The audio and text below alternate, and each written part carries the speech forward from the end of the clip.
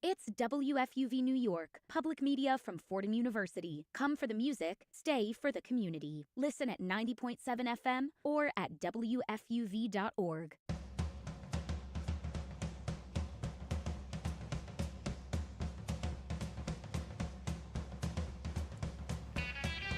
Good morning or good evening, depending on where you are listening right now. Welcome in to One-on-One, New York's longest-running sports call-in show.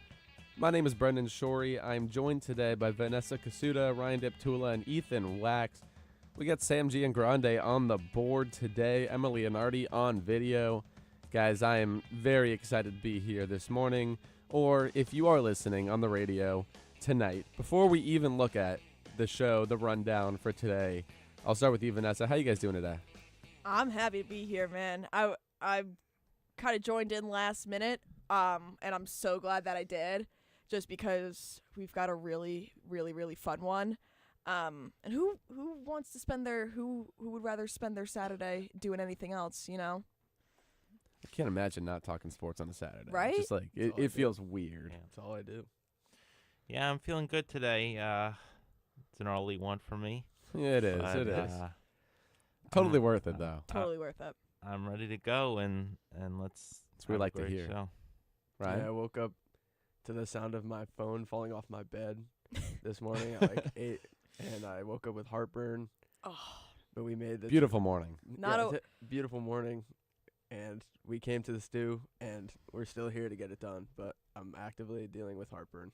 Let me preface it this way. Today is probably the nicest day weather-wise that we've had in, months probably. oh yeah.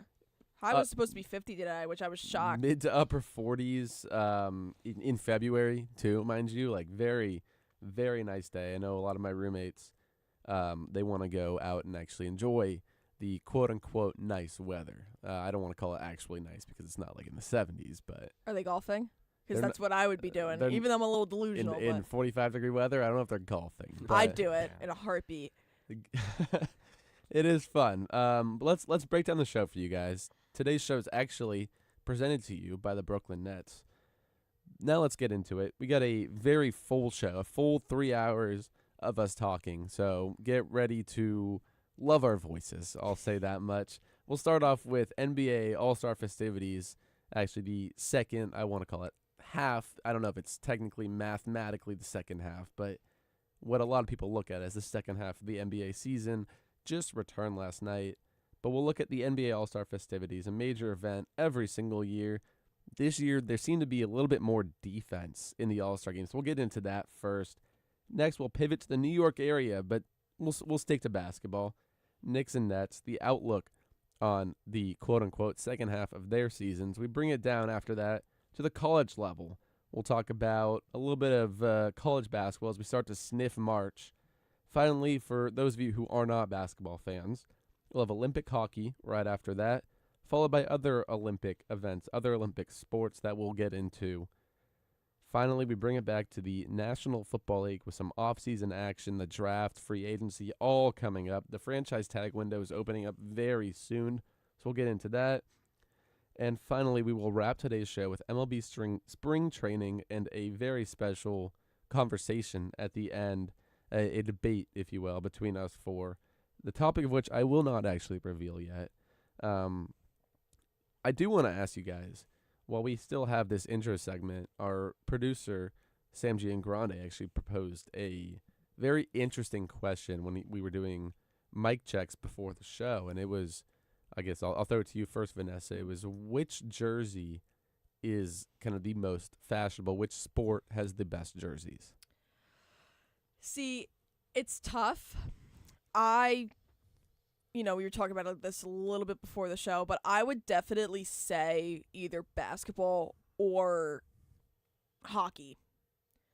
Because basketball's got this like new streetwear flair where guys are wearing it with that baggy jeans and then some dunks. They're ripping that backwards for a little bit.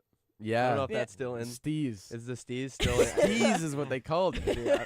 If you're not a college student, they probably don't know what the Steez is, what the Steez action is. But I don't even think I know what that is. It was it was a button-down shirt, usually white. Yeah. Khaki shorts, a backwards basketball jersey and a like sideways like hat, Now like, I know what you're talking about. loose on your head. I've seen it go backwards. Yeah, it was like in the spirit of there's this one guy on TikTok who actually is called Steez, but it was in the spirit of kind of half making fun of the stereotypical frat guy. That's epic. But I know it was a big thing last Halloween or 2 Halloweens ago, I want to say. Yeah, it was a pretty easy Steez-a-ween. costume. Yeah, Some people did He's that a- for this Halloween too. that's a little low effort Yeah. for this Halloween, if I do say so myself. This It Halloween, is. yes. Last That's a good- Halloween, yeah, it good. it would fly. Or the Yeah, it the flies. previous Halloween, as in October. But as far as hockey goes, I think it's just more of a functional standpoint from me. I don't own a hockey jersey. I want to, but I think it comes. You don't? With, I don't.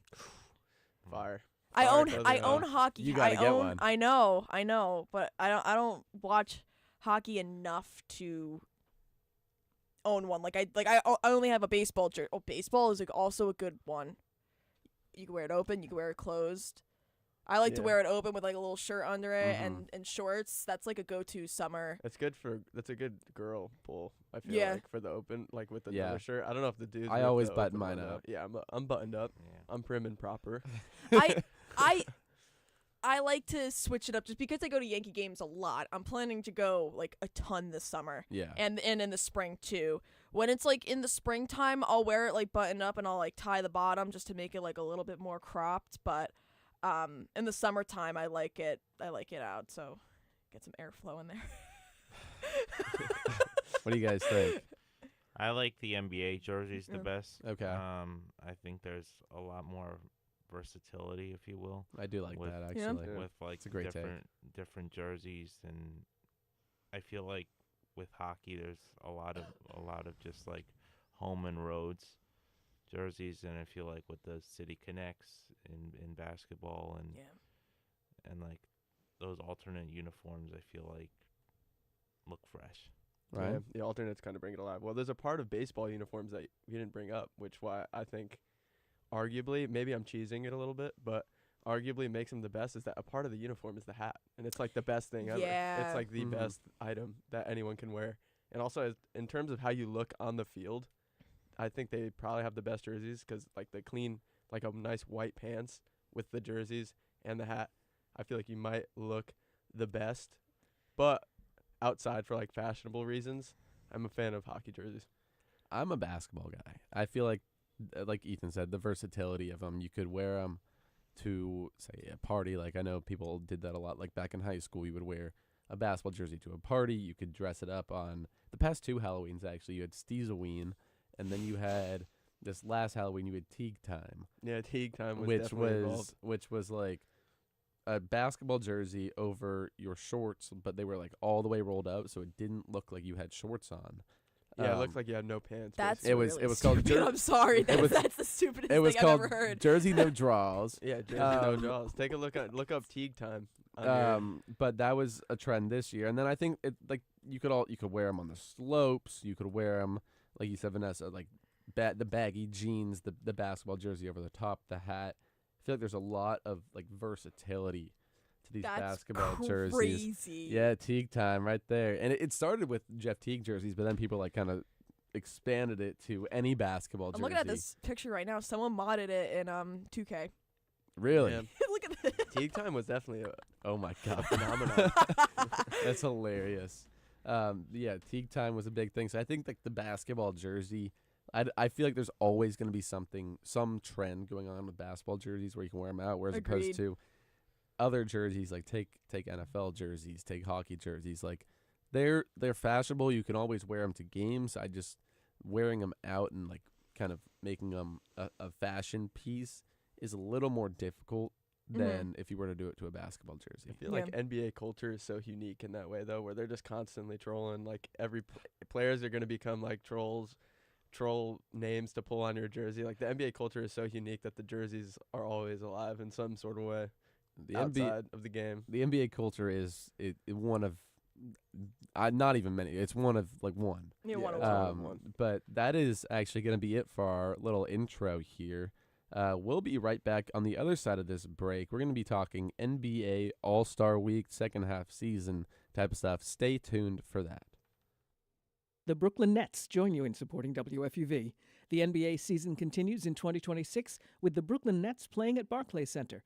Tickets for all home games for the Nets at Barclays Center are available at Ticketmaster and brooklynnets.com.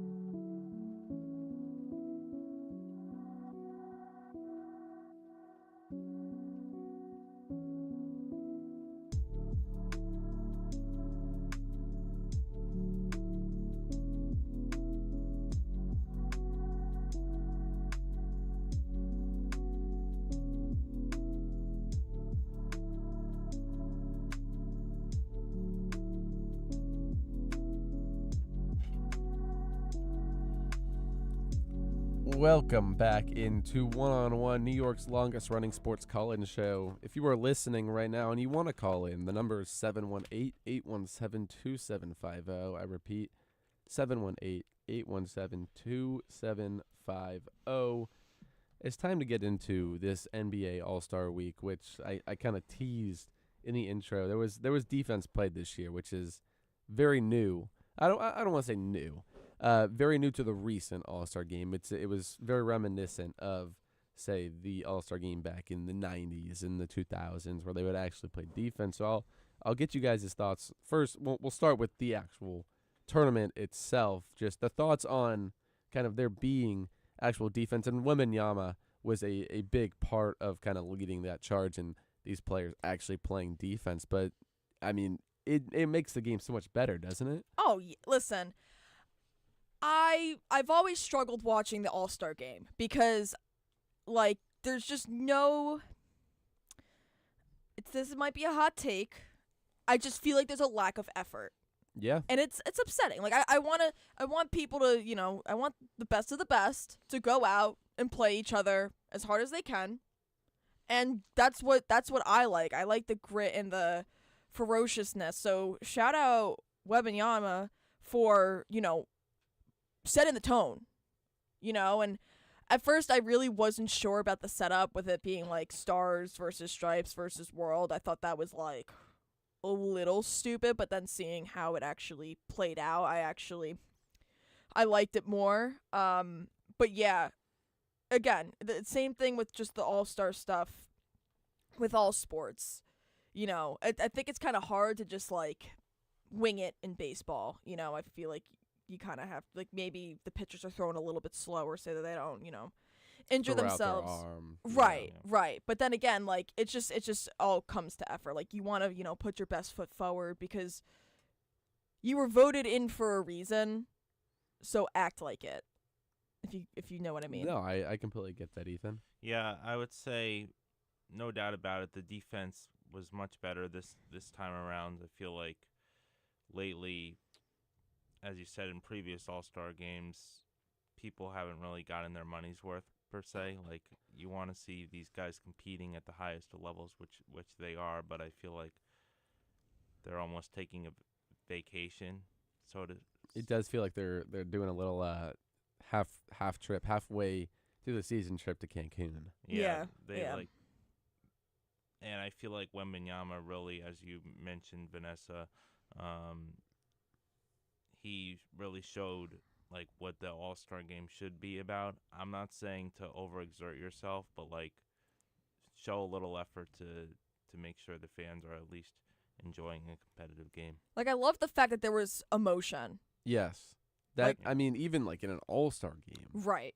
Like, of course you're going to see that throughout the season, but seeing it in the game where you get to watch the best of the best play each other, like, that's something that is these days a luxury. It's something that we haven't seen since, like I mentioned, take the 2000s, the 2010s, when you would have LeBron matched up against Kobe, LeBron matched up against like Curry. Early 2010s. And these guys were actually trying. They were actually playing defense. And then you look at the last couple of years where it's like, there was one year I strictly remember one clip, and it was Giannis was driving down the court, hits a windmill dunk, and you look at the rest of the court, and Curry's just laying down at the free throw line. Yeah. Like, there was no no effort, no defense on that clip. Like it's funny, of course, but like at the same time, it's like, where did the defense go?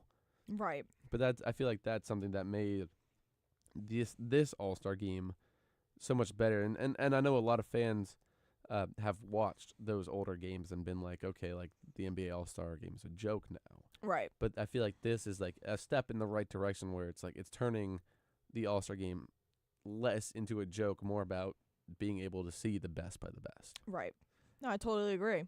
Yeah, It- I mean, it's just like, yeah, do I love the occasional, half court or full court shot and then it's made and everyone just like goes a little crazy and laughs about it? Of Sure. course. But then again, like, there's no defense. like you just need, like, There's- that's also just why the NBA just sometimes frustrates me in general, because that's why I like college basketball a little bit more, just because there is more heart there, in my opinion. And I feel like the NBA All-Star game is kind of like the prime example, because there's, that lack. Yeah. But it was really just cool to see, even like guys like Kawhi, that he was popping off. He was like, He does have a game. I know, I love well, Kawhi. game is plural, but Yeah. And he's Injured. kind of, he's getting on the older side, Mhm. so seeing him just like have that big show out was also great. And I just love Anthony Edwards in general. But yeah, no, it was just really just good vibes all around. don't Yeah. get me wrong. Like, I love seeing the Curry takes a three from the corner, turns around, looks to the fans, but Yeah. a little It bit gets of- old. I wouldn't say it gets old, but like the effort on the defensive side, like someone's got to close out on that shot. Right. Yeah, the defense obviously is a big major talking point, but what about, like, you see that type of effort from Kawhi, but he gets injured all the time. It's like, come on now, like another injury, like left ankle soreness or something. Like, that's a bunch of, I don't know, just stuff that doesn't need to happen in an NBA game like that. Yeah, I feel like you always got to like play it a little more carefully than any regular season game. Oh, Like, no, you, for like, sure. Like you got to worry about that type of thing. Like, last thing you want to do, like in the world, is get hurt in the All-Star game and then miss the rest of the season. It's also it's also embarrassing to go out that way. Like, so and so tears his ACL and an All-Star game, misses rest of season, and everyone's like, "Come on, bro!" Like, Yeah, like that type of thing is like that's something you always you're gonna prepare for. Like, the last thing you want to do is get hurt, but just a little bit of effort. It was nice to finally see that. This year, I want to shift a little bit over to the 3-point contest, and not necessarily like the result of this year's, but I want to talk about. Well, actually, we'll get into the result. Damian Lillard hasn't played a single game all season, and then gets into the All-Star game. I just want to hear you guys' opinions. Like, is that something that should be allowed and accepted? Is that a player can come in with 0 games played on the season, or is it like, do you think that should be something like you got to play this season if you want to play in that? yeah, I think you gotta play. Like, I think it's just kind of you're stealing a spot from somebody that has been playing and has been doing pretty well, and then it's like, oh well, he's a franchise player and a name in the NBA, And he's then so good at the 3-point contest. he's so good at the 3-point contest. All right, fine, but like, you gotta play, and even if it's just like, I feel like there has to be, even just with the All-Star games in general, like there has to be like a specific threshold. Like, you need to play a certain number of games. I can't think of like a good number at the top of my head. I mean, Like, the minimum for, well, I don't want to say the minimum for the awards at the end of the season should be the same for the minimum for the All-Star. I game. agree. Yeah. I agree. But Like, that's why I was kind of surprised to see LeBron there. I mean, it's LeBron, but like whatever. Because I was like, he's kind of been like, he's been out. Like, he's been in and out like all season long. And I get it, like, he's old, but I was just kind of like, he's out of the awards race and he's there. And he was also playing a little bit too, which he didn't play at all last year either, right? It's clearly because of the name. Yeah, I would say. but well, then it again, brings viewers. yeah, it does, Yeah. but still, I just think, You have the fan vote, which is obviously going to always vote LeBron in until he retires. yeah. I think it's fun to see at least from that aspect, see these older guys. Like still get there's some just run. like this. It's not like it can't really. It's just hard for it to be like this black and white thing, because it's like you want those names in, but then it's like if they didn't play, like where is that middle ground? Which you can say the certain amount of games, but if you say the certain amount of games, then LeBron probably wouldn't be eligible for the All-Star game, you know? So, I mean, I don't know what you guys think, but Yeah. I'll say this. I think Damian Lillard definitely should have not been in the the 3-point contest. I feel like he needs to play games, as you've mentioned, to really give a fair assessment of who really deserves to and who doesn't. I understand he was going for, was it 3 consecutive 3-point contest wins, which is great, but other guys I feel like could have taken that spot. Who?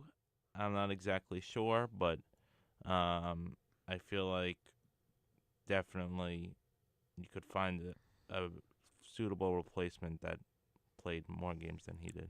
Here's actually where I'm going to disagree with you guys. I think I enjoyed him being in the contest. Mhm. I think that even if he didn't play all season, like he is respected enough as a 3-point contest guy where he has won it multiple times before. He's won it 3 times now, which is one of the most in NBA history. He's tied for one of the most with a few guys. But I feel like that, like, it adds some sort of, and of course it's like for the views. How many viewers are you actually going to get on this All-Star week, like all these events?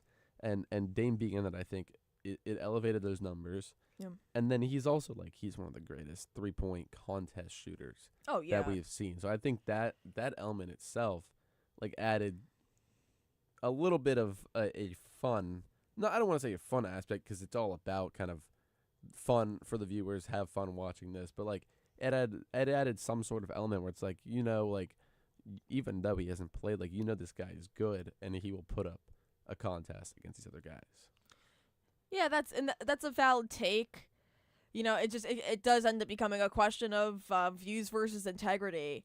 You know, which is very interesting because usually they kind of go together, because it's like, you know, you have the integrity and then the views follow with that. I just feel like the NBA has kind of been in a place where it becomes the two opposite sides of the spectrum, and I totally get it. I mean, I think also fans of Dame, you know, are just happy to see him out and about and active. So, you know, good on them for that. But yeah, I don't really know what else to say about it, just because it's just like it's kind of a tough argument, because it's like, do you want the integrity side or you want the views side? And there's really kind of no middle ground. You guys mentioned LeBron and how, I guess, he made it into this year's All-Star game. But you know the last time that LeBron was not in an All-Star game? In his rookie year, 2003-2004 season. Oh. That was the last time he was not in the All-Star game. Yeah, it's been like 21 straight years or something. He made 20 consecutive starts before 2025, where he still made the team but ended up not playing because of injuries, foot, ankle injuries. Yeah. It was the first time he didn't participate since his rookie year. And then this year was he failed to be voted as a starter for the first time in 22 years. Yeah, that's the definition of longevity, and I think that's also like, I mean, it's a testament to how good he is as a player, but like, also, you have to factor in the fan vote. That's what the fans want, Right. So I think that plays a huge part. I want to see, honestly, maybe do they implement a fan vote for the other activities like the dunk contest and the 3-point contest? I like that. I like that a lot, because, you know, you had, and I think Mac McClung brought in like a lot of, I think he kind of brought the dunk contest back in a way, which I was kind of unfortunate to not see him in it. But then again, he's been in the G League, so it's like, I would love to see a fan vote go, especially into the dunk contest. 3-point contest. How many people participated? 8. Okay. I would love to see some sort of fan aspect where they get to vote in players, but you don't take it like fully into account. Like you'll factor that in, like who the fans want to see in it. Yeah, like a certain percentage or something. Yeah. But like I I don't like that. That shouldn't be like the full like what you factor in. Like you should obviously factor in season performance and like for sure. historical performance from these guys. But like I would love to see some sort of fan involvement in choosing who gets to participate in these events. I 1000% agree. I definitely, think that to be honest, I kind of thought that was a factor into it, but yeah, I definitely think so, just because it's cool to just, watch the dunk contest and be like, oh, that's kind of cool that he's in it. But then it's like, I want to, like, if I was someone who was paying to go to the All-Star game, paying all this money to go, and I just was, like, sitting there to see a specific person and they weren't in it, that would be pretty disappointing, right? So being able to pay all that money and be like, yeah, like, I wanted him in and he's in, and my opinion was factored into it, I think makes it so much better. Here's what I would say. I think Mac McClung should have been in the All-Star, in the slam dunk contest, because I think if that's what the fans want and that's what the viewers want, and he's putting up these historic dunks and scores, just keep him in, because again, that's what they want. And regardless whether he's G League or NBA, I feel like that should have no effect in who goes into the slam dunk contest. You bring up the dunk contest, like what the heck happened to that? I mean, you look back at 2020, I think it was 20. What year? What was it? The Aaron Gordon 16, and Aaron Gordon, Zach LaVine, like that dunk contest is was like, so obviously that's cool. probably the best of our generation at the very least. But so you can't expect every dunk contest to be like that. But what happened? Dude, like the dunk contest was like the best part. I thought, at least I thought it was the best part. Like that was the part like I was excited to see, and I'm just like.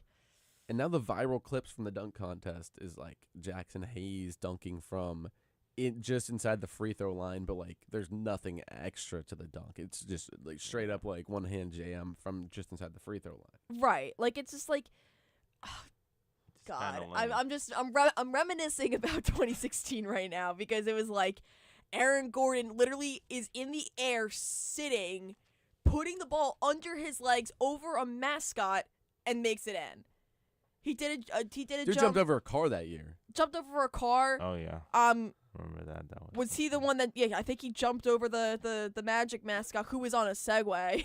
Yeah, he was spinning in a circle. Spinning in a circle, he picks it up and just slams it in. Like where's the creativity?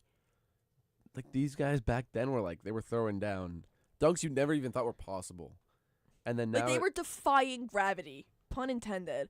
But yeah, like they made it look like physics just did not exist. I mean, I get like nowadays, like it's hard to come up with original dunks because it seems like everything you can think of has already been done before. But why not do them again? Like, why not try the Aaron Gordon beneath both legs type of through the legs movement and then dunk it? Why not a Zach LaVine actually windmill from the free throw line? Like, I don't want to say what is so hard about that, because I can't do any of that. Yeah, no, but but like, why are we not seeing that? But also, like, it's officially 10 years now, so it'd be like, oh, that's so cool that he's trying to recreate it. It'd be like a 10-year anniversary moment of that dunk exactly. contest. So it's like if I get it. If he did it, like, if someone did it the year after, they're like, all right, bro, like, we get it. Like, you're trying to use their tricks just to win, which you could also make that argument for this. But then people have more of a nostalgic sense because it's 10 years. So it's like, oh, man, I missed that. Like, yeah, you kind of like took one out of the book, but, like, that's cool because it's 10 years. It is cool. I mean, even if it's not like an anniversary type of thing, like, those type of dunks, like, they went viral. The fans loved them. I was watching the highlights of it the other day on TikTok. Like, it showed up on my For You page. I was like, damn, like, that was a time. I'll genuinely get it from time to time on my For You page, too.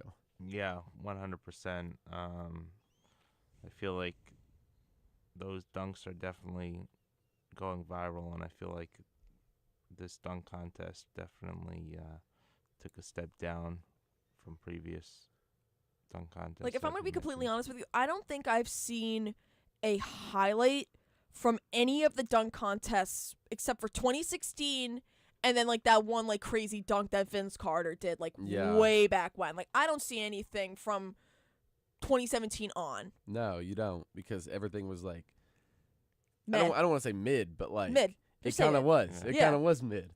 In terms of like dunks and like that type of stuff. I want to get into one more thing and reel it back real quick before we go to break. After all the NBA All-Star Week stuff ended, it got kind of leaked that Dame texted Steph and was like, "Next year 3-point contest, me, you, yeah. Clay, Book, and 4 real shooters." Who do you guys want to see in that event with those 4? Like, personally, I would love to see like a Katie in there, Yeah. a Kyrie in there, a Concanapple in there because he's been so lights out this year. Mhm. And then like that 8th spot is kind of for me up to grabs. Like, I don't know who I would pick to put in there, but first off, I'll pitch it to you, Vanessa. Like, who do you want to see in there, and what kind of effect do you think that would have on the 3-point contest? Yeah, I don't know, honestly. You know what? I think this would be a cool thing. It's like you have like the top shooter, like the top Like everyone from our generation who was like the best shooters in the league. yeah, I don't know because there's so many. I feel like there's so many. Yeah. Like I feel like it would have to be like one of these things where it's like you have like the core 4 or 5, then you have like some of the next top shooters, and then like that 8th person, like the people get to vote on it. Or like low-key take the guy who's shooting the best percentage from 3 that year, like a Luke Yeah. Kennard, or like and I'll shout out my hometown team, like a Max Christie who's shooting a little over 40% from 3 this year. Something like that for that 8th spot. Ethan, what do you think? Yeah, for the 8th spot, honestly, the way that Kate Cunningham, I don't hate that. Okay, I actually. don't hate that either. yeah, the way he shot, especially at the Garden the other night, which we'll get to, but I think he's definitely someone nice young guy. I mean, I like Khan, I like KD, although I think he's a little too old for playing in a 3-point contest where speed is the name of the game. I like Brunson in there, but It sure would be fun to see the guys we grew up watching all competing against each other in the 3-point contest. But that is actually going to be all from us for this segment. We talked NBA All-Star Week, the game, the 3-point contest, the dunk contest, what happened to it. But we will be right back on the other side of this break with some Knicks and Nets talk. Stay tuned for that.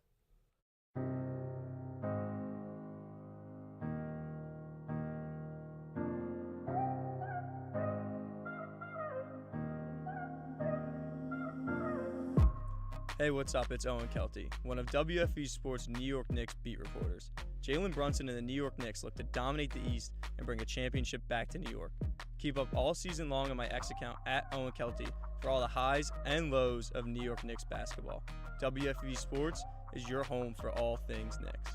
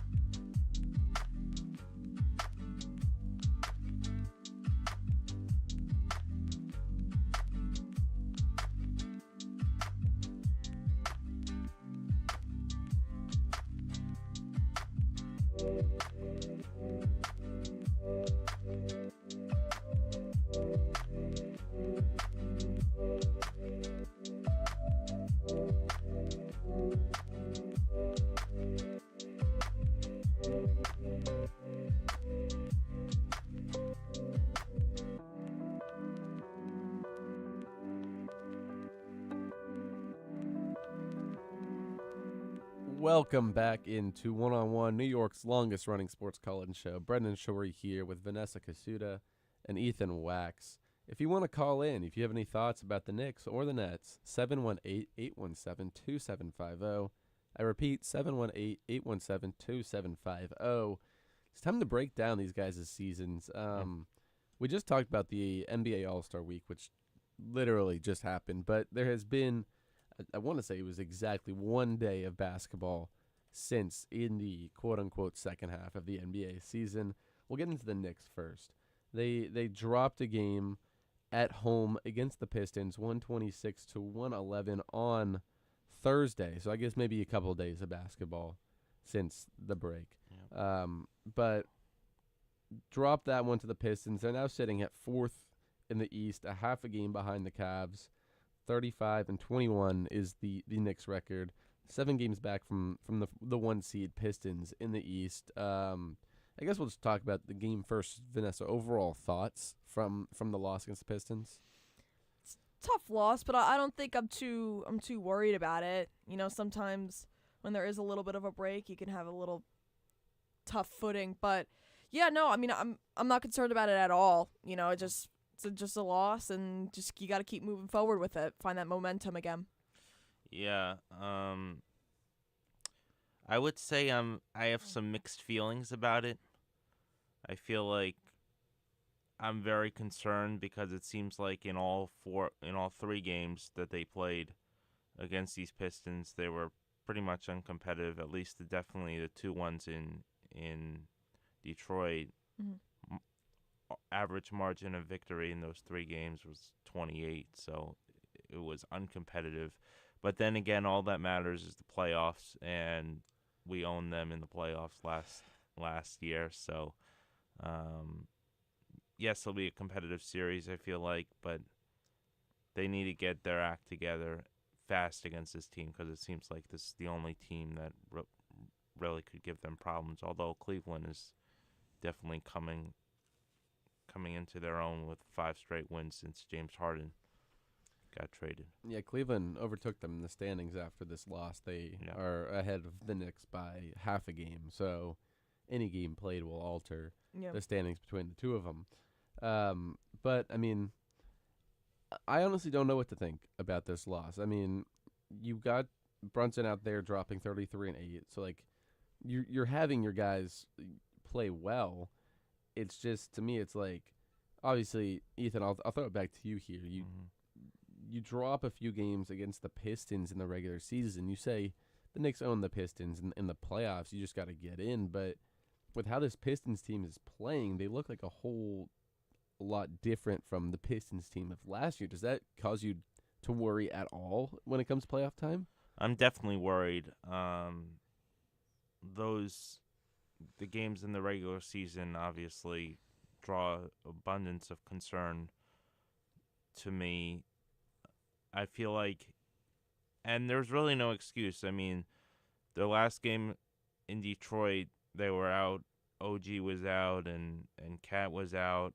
But this time, other than Deuce McBride, everyone was healthy. So every game is different. We all started 0-0, so one game could really lift up them. But I felt like coming off after the break, home crowd behind you at the Garden, like nothing is better than that. And I feel like the crowd could have lifted their spirits a little bit and well rested. I don't know if it was rust over rest. But I just feel like the Knicks need to lift their game up if they want to be championship contenders or get out of the East at least. Yeah, I mean, he said everything right. I 1000% agree. I think you agree too. Yeah, I mean, I think it just becomes, that's like the only worry is if they're not playing hard enough or fast enough. And that, you know, is kind of just really what happens, especially in the playoffs, is when you get outplayed like that, and it's not a good feeling, especially from a fan perspective and even just a player perspective in general. especially right now, there's just a lot going on with who's going to make the playoffs and who's not. But then again, it's one game. Sure, it sucks, but it is what it is. They just have to learn from it and just move on. Yeah, I mean, it's honestly embarrassing. I feel like, as a fan, like, I know the bad days are over, but it feels like every time the Pistons play the Knicks, like, Detroit wants New York. Like,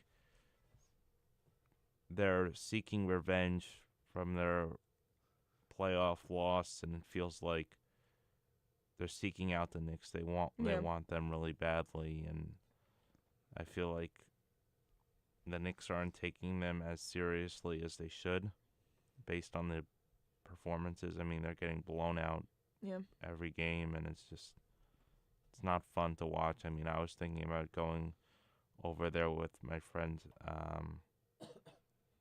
but we didn't end up going, and rightfully so, because it would have been a disaster and a waste of money, honestly.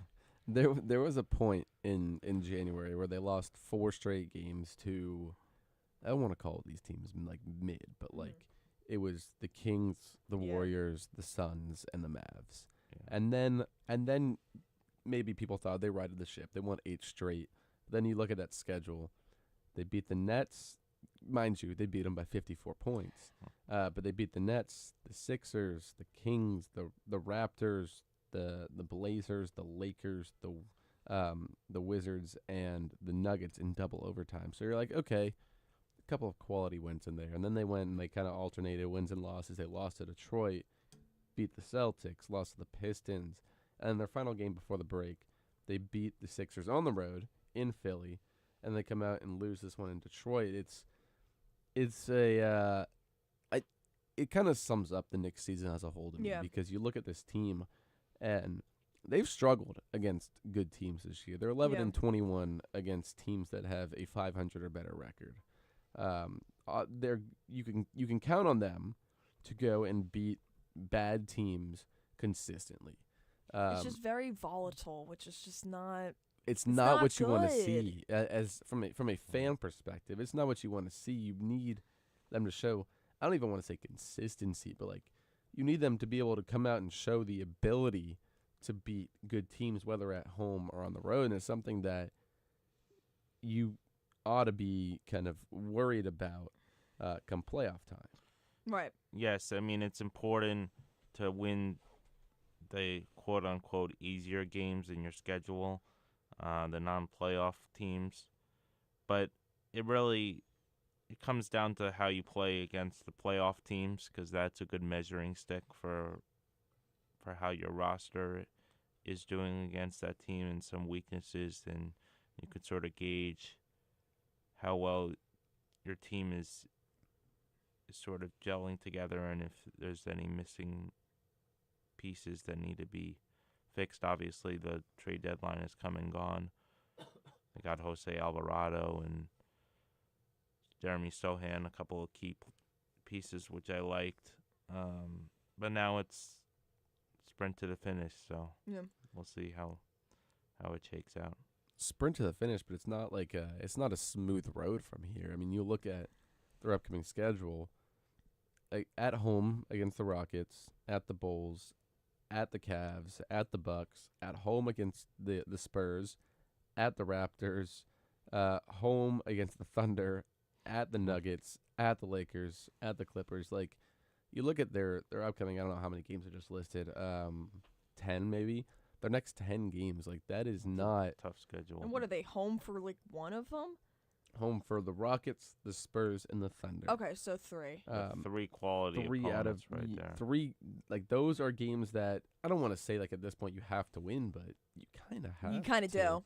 You kind of do have to if you want to at least show the fans like you're a serious contender this year. Like, you can compete with these good teams. Like, these are good teams you're playing, and you're even going and playing a couple of good teams on the road. But like, these home ones, are they must wins at this point? Absolutely. I would say yes. Absolutely. Yeah. And, I mean, you look. I mean, Cleveland's overtaking you in third place, and you want, I believe, a top 3 seed to try and avoid Detroit till the conference finals. So seeding is at its premium right now, and you can't be messing around anymore. It's put up or shut up time. Yeah. It is, and you mentioned a top 3 seed. So let me ask you this, Ethan, as a fan of the team. You want to avoid the Pistons until the conference finals. Are you more scared of the Pistons or, like, say, the Celtics with Tatum coming back soon, or the Cavs? Like, who are you most afraid of come playoff time? The Pistons, I feel like they're just a dominant team right now. I mean, 41-13, best record in the NBA.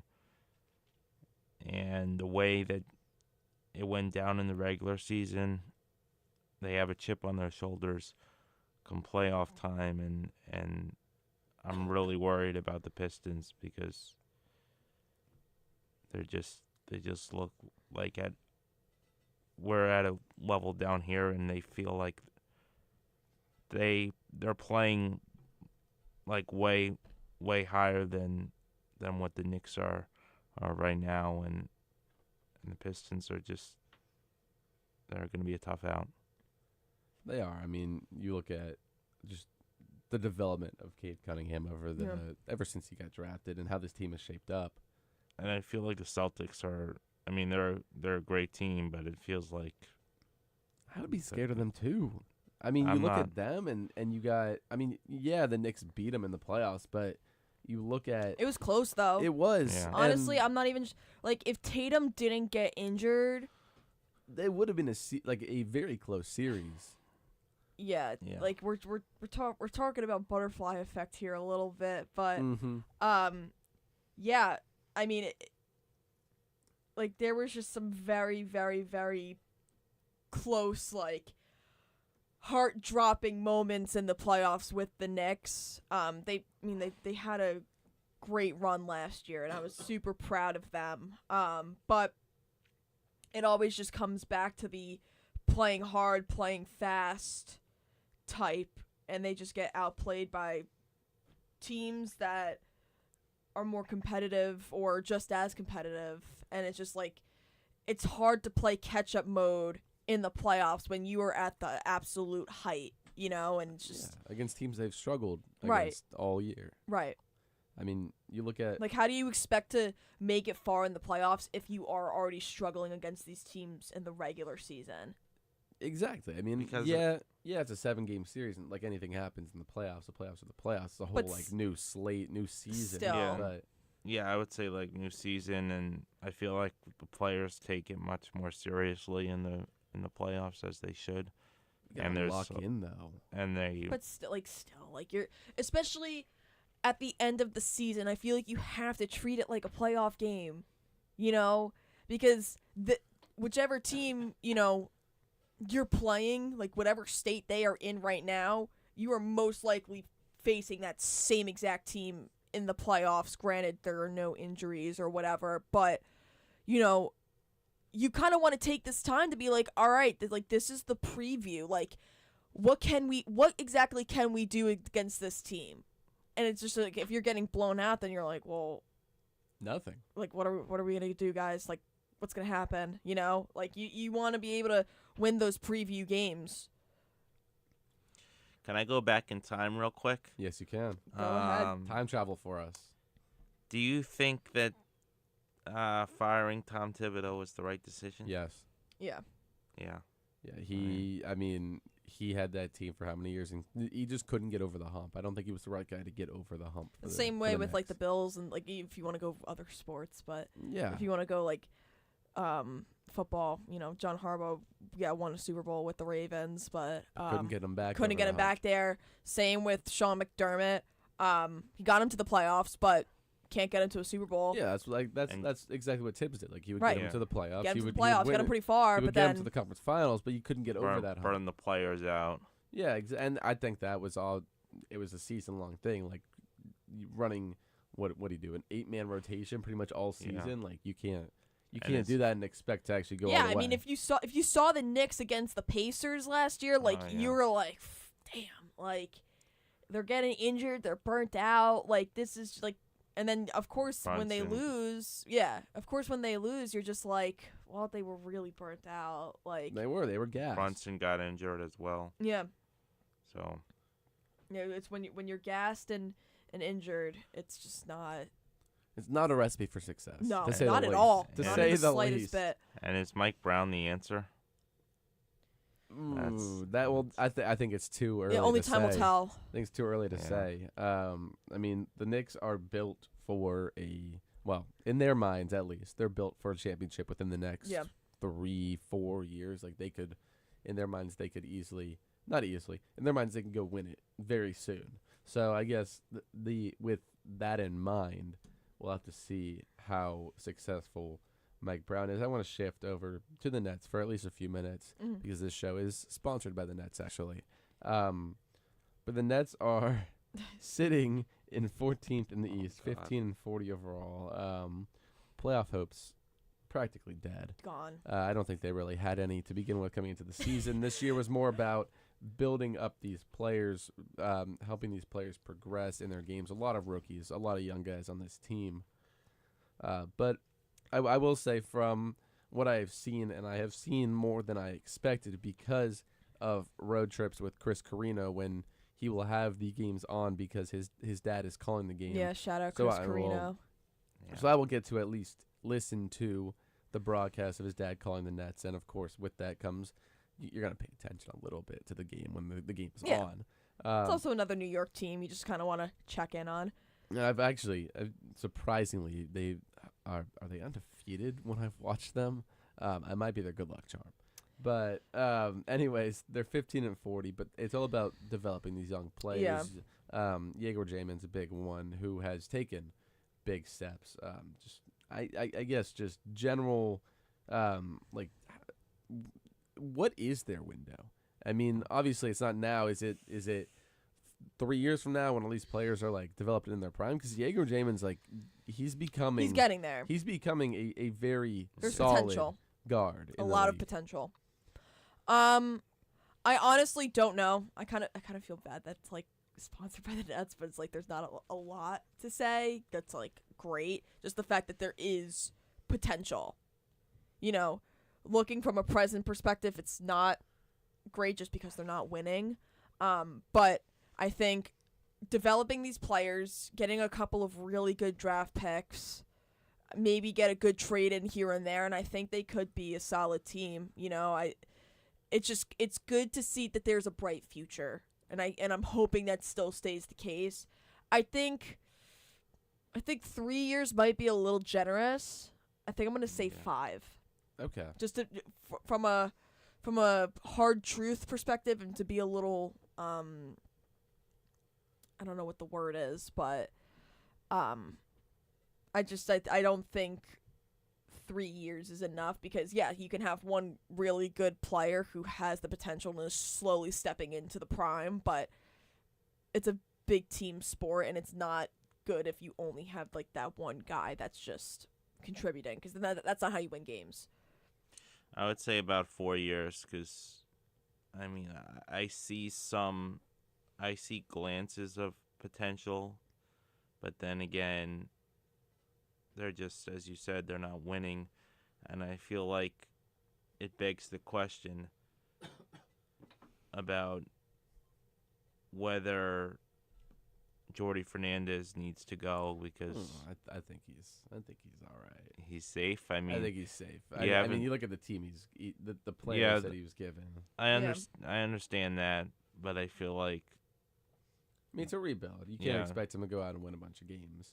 well, then if it's a rebuild, they should have got rid of Michael Porter, but That's not on Fernandez. That's gonna be a. but then That's a again, front office. then again, he's a young player, so I you think want they to trade build him in around. I think they trade him in the offseason. I agree. Yeah, I agree. I was hoping that they would trade him for something, but They could have shipped him off to Golden State for a pretty haul, probably. you wouldn't want Yeah. to build around him. Now No. you got Wolf, you got Traore, you got Yeah. Jamin. Like you just had, what was it, 5 picks in this last draft, like those are going to be your guys. They even cut Yeah, Cam and- Thomas for like these guys that are in house right now. Besides Porter Jr., like these are your guys for the future. And you got a bunch of picks from the Mikal Bridges trade Yeah. from the Knicks. Like they so- are. Hi, Kurt. Kurt's in the next studio. Right, of course, right when we're talking about the Nets. Yeah. Let's see if he actually pops in. But yeah, I mean, I think the team you got in house besides Michael Porter Jr. is that's the group of guys you're gonna roll with for the foreseeable future. And obviously you're gonna add through the draft and possibly through free agency once you actually become a contending team. But I mean, there's a very bright future. I don't know. Hey Sam, can Kurt hear us back there? Actually, hey Kurt, we're talking about the Nets. By the way, you walked in at the perfect time. Kurt is one of our 2 Nets fans at the station. Him and Chris Carino. Oh, he's making his way over. Oh boy. To Sam. Oh boy. I'm sure he's very happy to hear that we're talking about his team. We're saying you guys have a very bright future. Oh, he's turning on producer Mike. We're saying you guys have. We are talking about the Nets. We're saying you guys have a very bright future with all these rookies, and that we think that Michael Porter Jr. is going to get traded in the offseason. Well, I don't know. I don't know what that reaction was. It was pretty indifferent. But yeah. But that is. I mean, you walked in right at the end of the segment, Kurt. I'm sorry, but that is going to do it for us here talking about the Knicks and the Nets.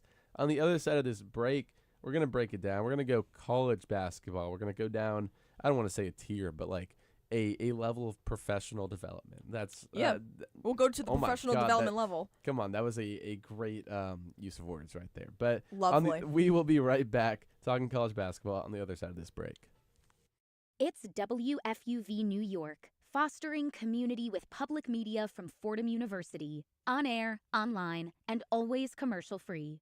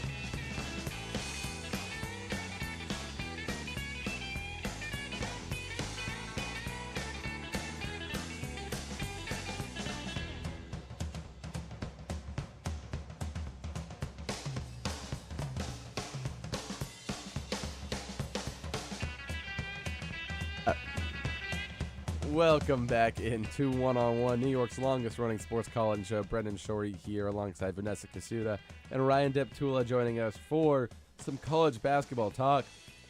Guys, if you have a take, if you have an opinion, if you have a question, go ahead and dial that phone, 718-817-2750, 718-817-2750. This show today is sponsored by the Brooklyn Nets.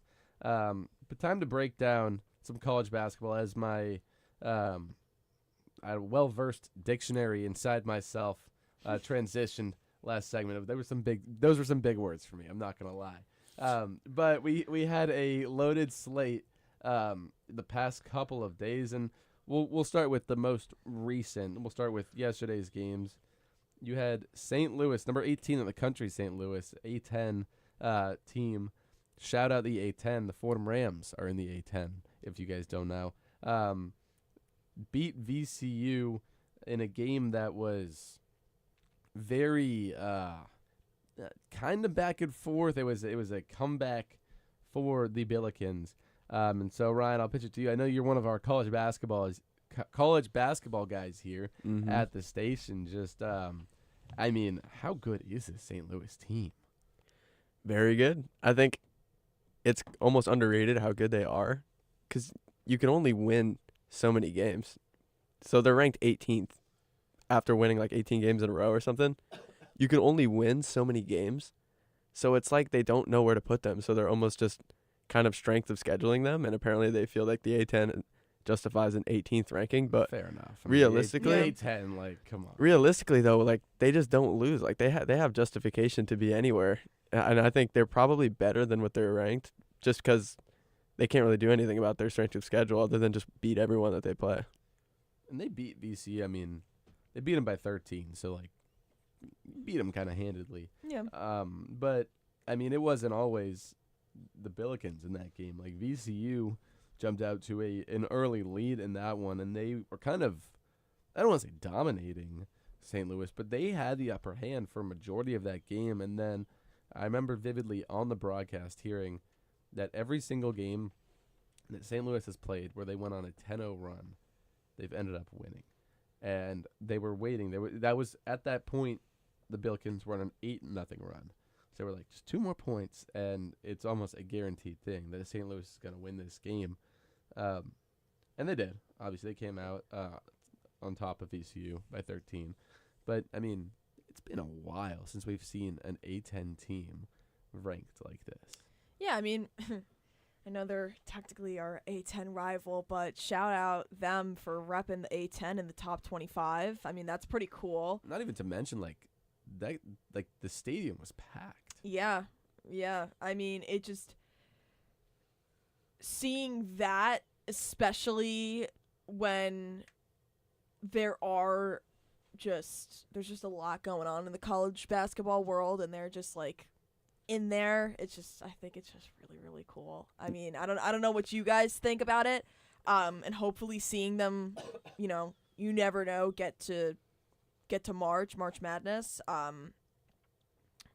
Hopefully, I don't know if people want that to be the case or not, just from a Fordham perspective, but, I think you kind of hate everyone in your conference until it's time to, like, represent them. Like, it's kind of like how people feel about their country, where it's like, I could hate on my own country, but, like, once people start coming out of left field, you're like, you don't get to say that. You don't get to say nothing about I'm this. the only one madness. that gets to say so that. that's how I kind of feel about St. Louis, where I'm like, like, it's within conference. Like, of course, if we played them, like, we're always just going to hate between the conference, but I want them to go represent the A10 well. I even saw a Fox Sports thing, and I have no clue who said this, and I wish I did, where they were like, I'm sure maybe you've seen it, where they were just putting up teams and saying where they were going to end up, and they had St. Louis in the Sweet 16. Wow. That is impressive. I've seen a lot of early brackets from ESPN guys, and I always enjoy looking through them at this point because whenever you got to get your own bracket going. It's a little too early for that. I don't know a bowl like that where I can rank 64 teams and put them all in the bracket, but it's fun looking because when you're looking ahead like that, it is kind of conference pride.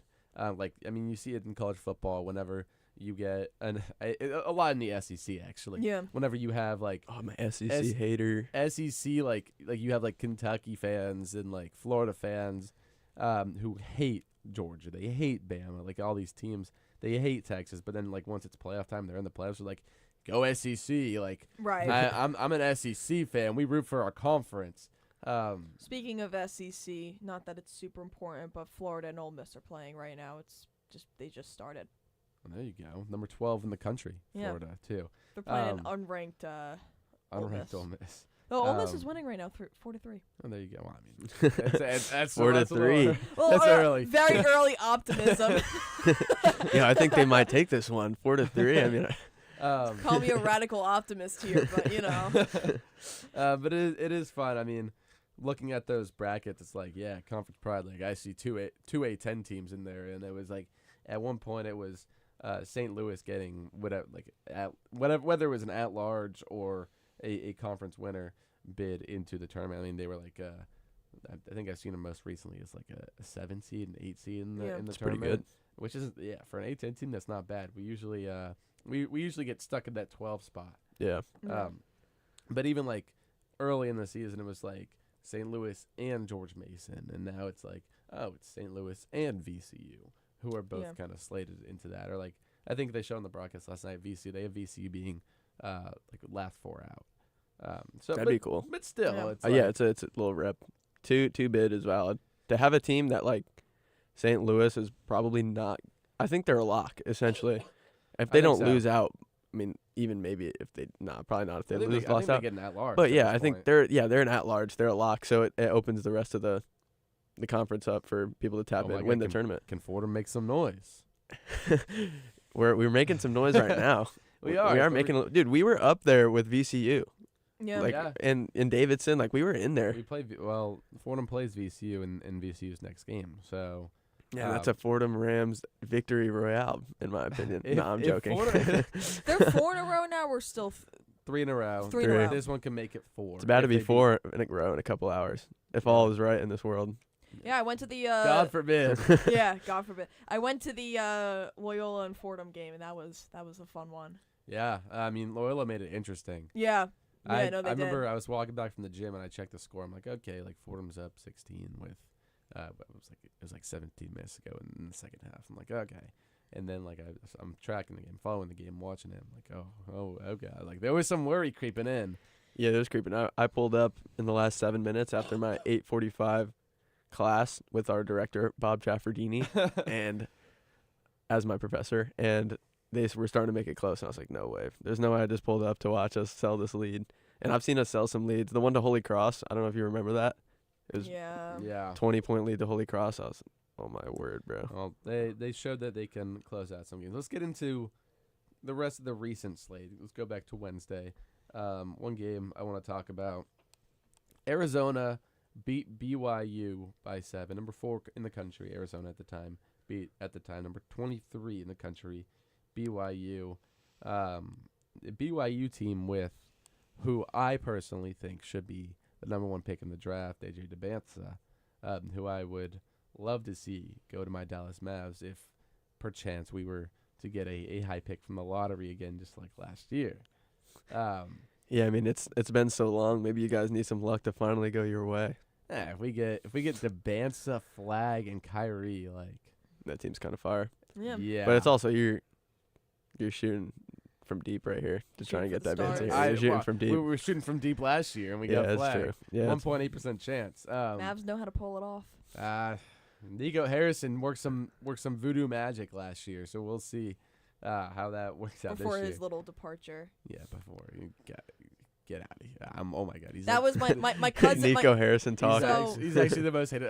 We'll bring it back to college basketball, but he's actually Yeah. the most hated man in Dallas. Yeah, well, my cousin had fired Nico in his Instagram bio, so once he took it down, I was like, That's so good for you, dude. That is so valid. But yeah, Arizona beats BYU, an Arizona team that, like kind of the St. Louis team, Ryan, it's probably a lock for the tournament at this point.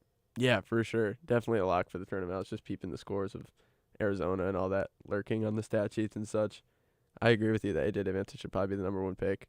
But as for St. Louis, they're a super fun team, super fun crowd. You're seeing the video. Yeah. Robbie Avila has kind of been a meme player for like 3 years now, But but now he's actually good. Well, he kind of was always good, which is weird that he was. now he's like taking even more. He was a of meme step. before he was good too, He which is kind of was. interesting. But I mean, man, I only dream of having such Fordham Ram excitement in such a way that St. Louis is enjoying right now. You missed what was it 3 years ago? My freshman year here, Rose Thrill.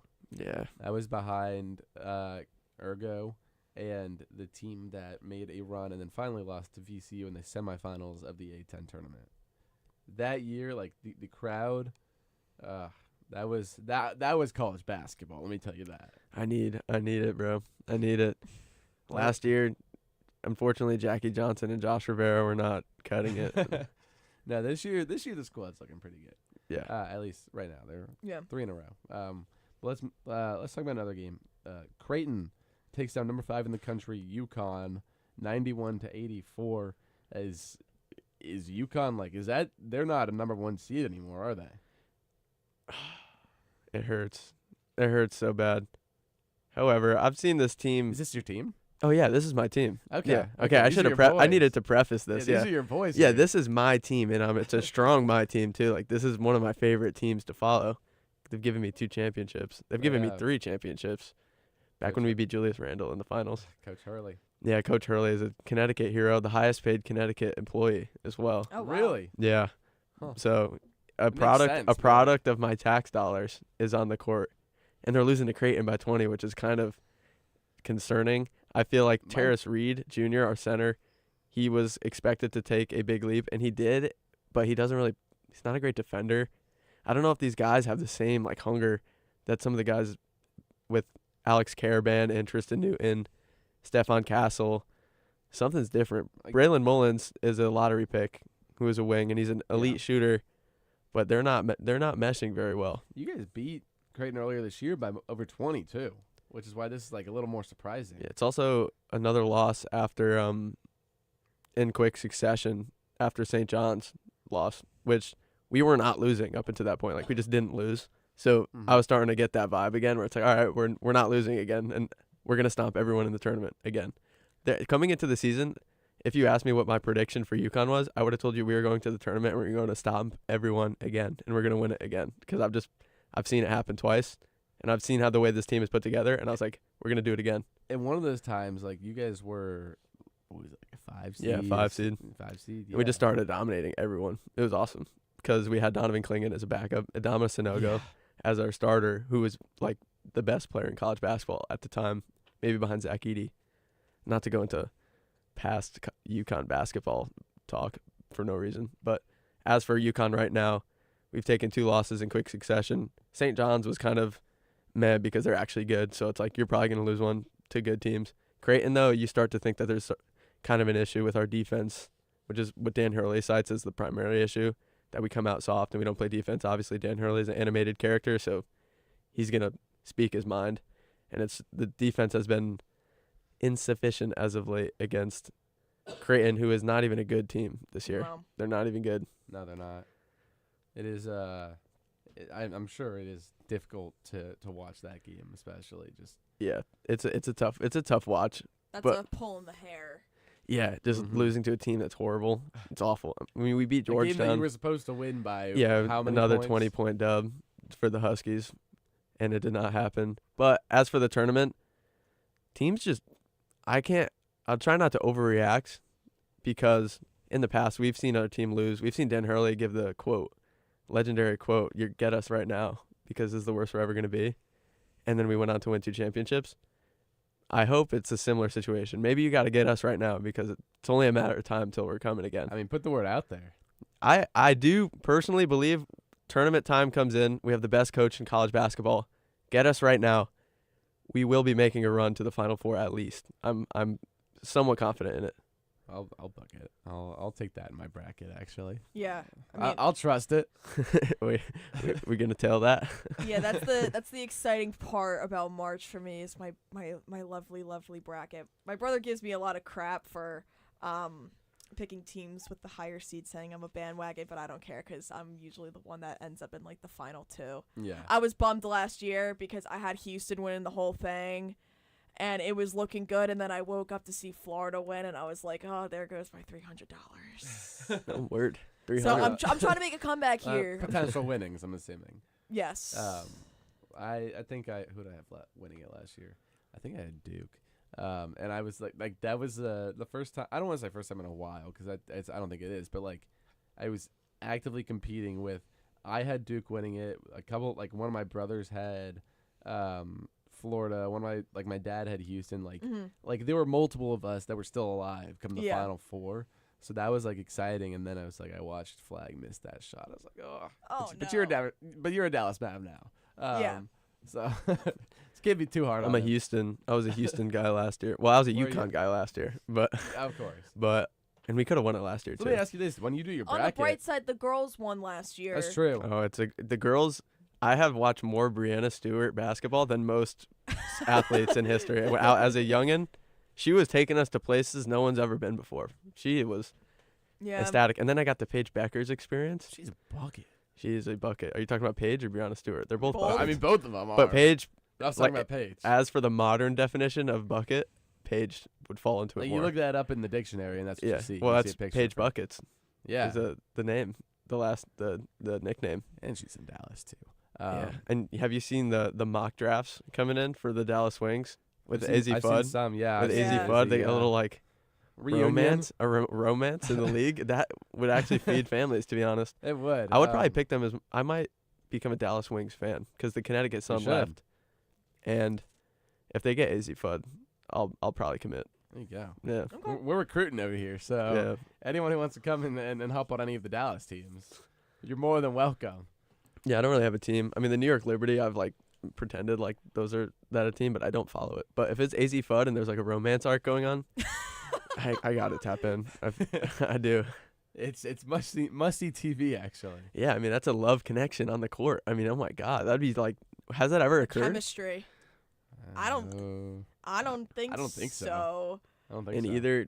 either league, has there ever been a love connection on the court? I don't think so. I'm don't gonna have to think look so. into that, but or at least it's just must-see not, TV. It's not published. I mean, imagine like the assists, the dish to your wife, to your that would- wife getting buckets in the playoffs. I mean, I think the closest thing we've seen is like Bam and Asia Wilson. Yeah, who, Yeah. I mean, both They're in, separate, both in the NBA, WNBA, but like they Yeah. don't play together. I don't think we've ever seen true romance on the court like No. this. see, Like we this don't could even be. know the possibilities of what romance could bring to a basketball team yet. Oh That's my what- God. I It mean, could, it's it could got do me. numbies. It could do numbies. It could. Oh wait, apparently there was an example in 2023 in which I should know this. The Connecticut Sun, DeWanna Bonner and Alyssa Thomas, teammates Okay. on the Connecticut Sun, got engaged.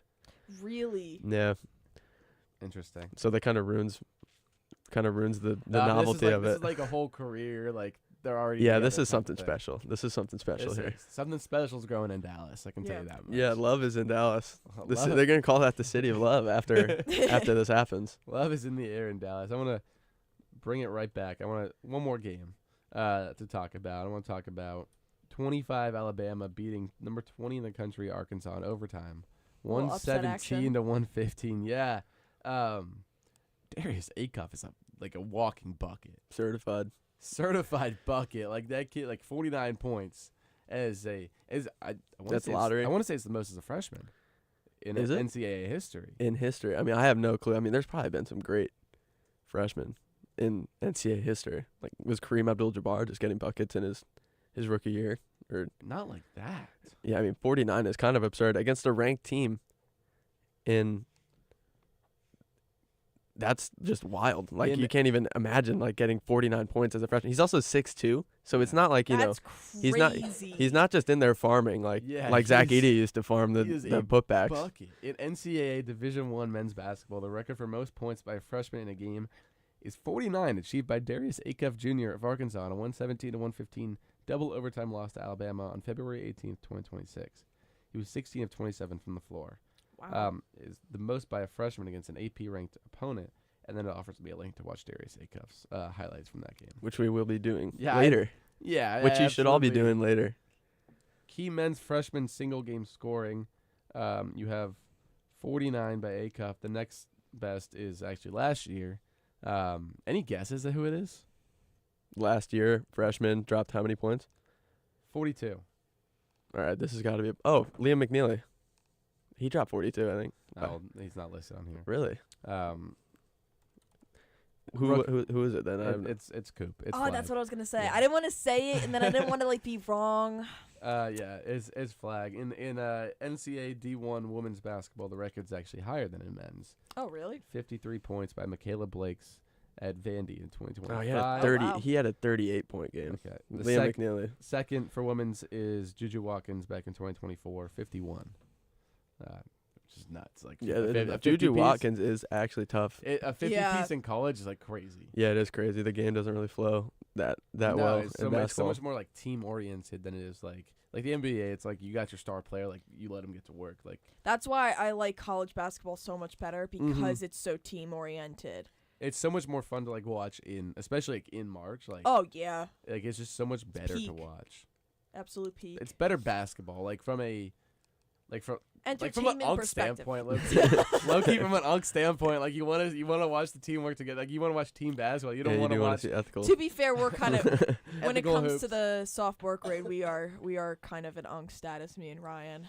Yeah, we're pretty unk. Alright, We're both dope. 20 at this point. Yeah, Getting to 20? the big 2-0 is unk, bro. Oh god. Scary. Yeah, it's Yeah, unfortunate. I'm 22. I actually agree. However, I'll advocate for the NBA here. Those players are just way better. So it becomes, they're way better. It becomes a different game. yeah. I Which- like when the ego gets pushed aside, and then there's just that. Yeah, team. that's for It's- sure in there. That's an aspect. But I like both. I'd say I'd like both equally because I like both for the reasons that you're saying. Like Yeah. I like pushing the ego aside and playing as a team because it's kind of how you feel like it's supposed to be played. College is straight up ethical hoops. Yeah, it is That's what it ethical. is. It's ethical hoops. One more thing to talk about before we actually head to break. I just briefly kind of want to preview the draft. You have your 1, 2, 3 that's kind of up in the air between Darren Peterson, Cam Boozer, and AJ DeBansa. And I just want to hear who is the 1-1 in you guys' eyes. I think it's DeBansa personally. Yeah, that's who I think too. But then again, you never know what these teams want in a player. So Ryan, what do you think? I have a bone to pick with the initial statement of the top 3 people being set in stone You like because I'm you like such a Caleb Wilson. Wilson fan. His But frame can he go needs to top be 3? filled. Cam Boozer is sus to me. I am very suspicious of Cam Boozer's ability to translate his game into the NBA in a way that Caleb Wilson has so much upside. 6'10", skinny. He could fill that frame in just like we've seen it before. We've seen Jason Tatum fill the frame in. Mm-hmm. Basically, anyone who enters the NBA sees their frame filled in more, even down to like LeBron, Steph Curry, KD, Wemby. Basically, everyone you could think of, look at pictures of the rookie year, they were too skinny. Think of Caleb Wilson, 6'10", filling in the frame, dribbling, shooting, defensive. I think he recorded 3 blocks on Cam Boozer in their head-to-head matchup. He brings a fire, too. I don't know if you've seen him in interviews where he played against Darren Peterson, and he was tight at Darren Peterson because he didn't pass it to him during the McDonald's All-American game, and they interviewed him after, and he outplayed Peterson in the game. And he said, he didn't pass it to me in the McDonald's All-American. I just used that to hate him for the rest of the game. Like, Peterson doesn't pass. yeah, he's not passing. He's a shooting guard. He's not. He is. He's Shoot not, is he's, shoot. He's not a points. But He's genuinely the college version of Michael Porter Jr. yeah, he is. He is. He's tough though. He is Okay, tough. so he is a walking bucket. like I said, if it were up to me, upside, what I like in the NBA, size, agility, he goes number 3 overall, in my opinion. Cam Boozer drops to 4. Wow. Okay. But number 1 overall, if it weren't for attitude issues, Yeah. which That's his whole is an reason. if, because attitude issues exist. AJ DeBansa goes number 1 overall, elite wing, just like most do it all. explosive athlete Yeah. in the draft for sure. Just completely explosive. He gave buckets to UConn in TD Garden early in this season, and I was highly impressed. Jump shots, just powerful, backing people down on UConn who are not small people. Backing Alex Carabin down, like a 5-year vet, all-American player. He looks like he's on a next level. He dropped 35 in that game that they lost. It's kind of unfortunate that he's on BYU and not a better team. He could be on UConn. The same way Cooper Flagg avoided UConn to go to Duke, which I'll never forgive him for that either. And he took a picture. He had a whole photo op of him in all this UConn gear. It's the only 2 schools he did it for. All right, we'll move on from that. Still haven't moved on from that, clearly. But I that think was personal for you. so. Now to lock in, AJ DeBansa would go number 1 overall for me, followed by Darren Peterson, followed by Caleb Wilson, followed by Cam Boozer. I mean, they're all fantastic players. Kids can hoop, for sure.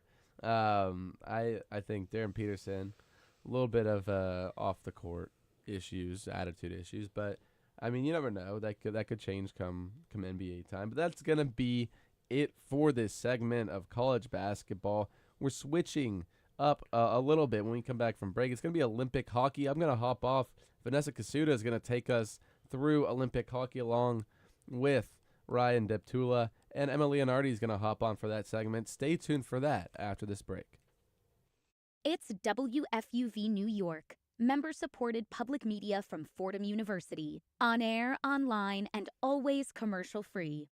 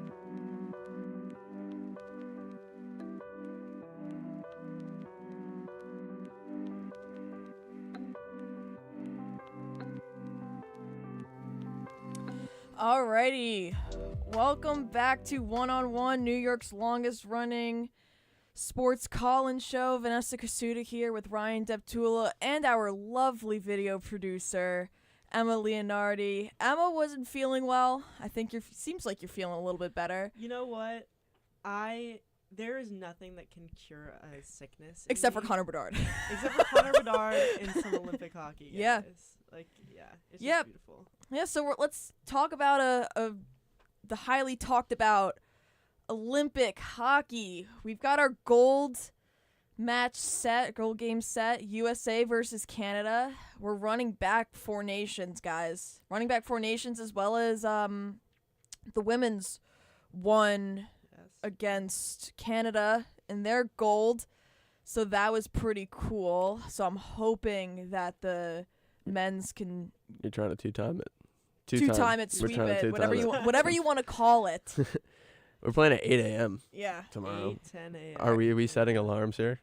Oh, yeah. Yeah, for sure. Yeah, I'm setting the Oh, alarm. yeah. I'll get Yeah, I'll get I'll up. make sure I get my Starbucks really quick, and I'll make sure I'm up. I'm wide awake. My roommate, Grace, was, complaining. She's like, why does it have to be at 8 a.m.? I don't want to get up. And I'm like, we literally just have to move from our beds to our couch. It's called time zone, Grace. It's also, there's nothing we can do about it. Yeah. So, whatever. Yeah. But yeah, we're here. It's kind of a bummer to see it be the last game, but I think it's gonna be really, really, really cool. We do have some storylines though. But yeah, so Canada beat Finland yesterday, and then the US smoked, what was it, Slovakia? Yes. Yes, Yes. smoked Slovakia. We were watching it a little bit in studio yesterday while we were getting ready for mocks, and it was 6-2, and we were watching Matt Tkachuk get into his lovely little fight there. But Of course. yeah, but we're here. I think I'm excited for it because I think the U.S. really has a shot, especially with the fact that Sidney Crosby has been out. He's been 100%. injured with a lower body injury, right? Yeah. Yeah, lower body. And he's their captain.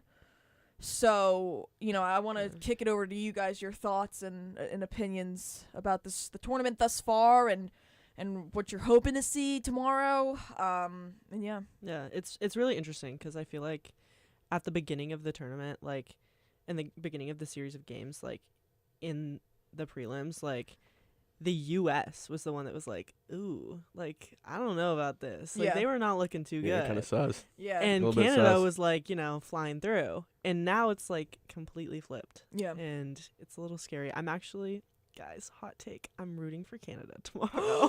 What?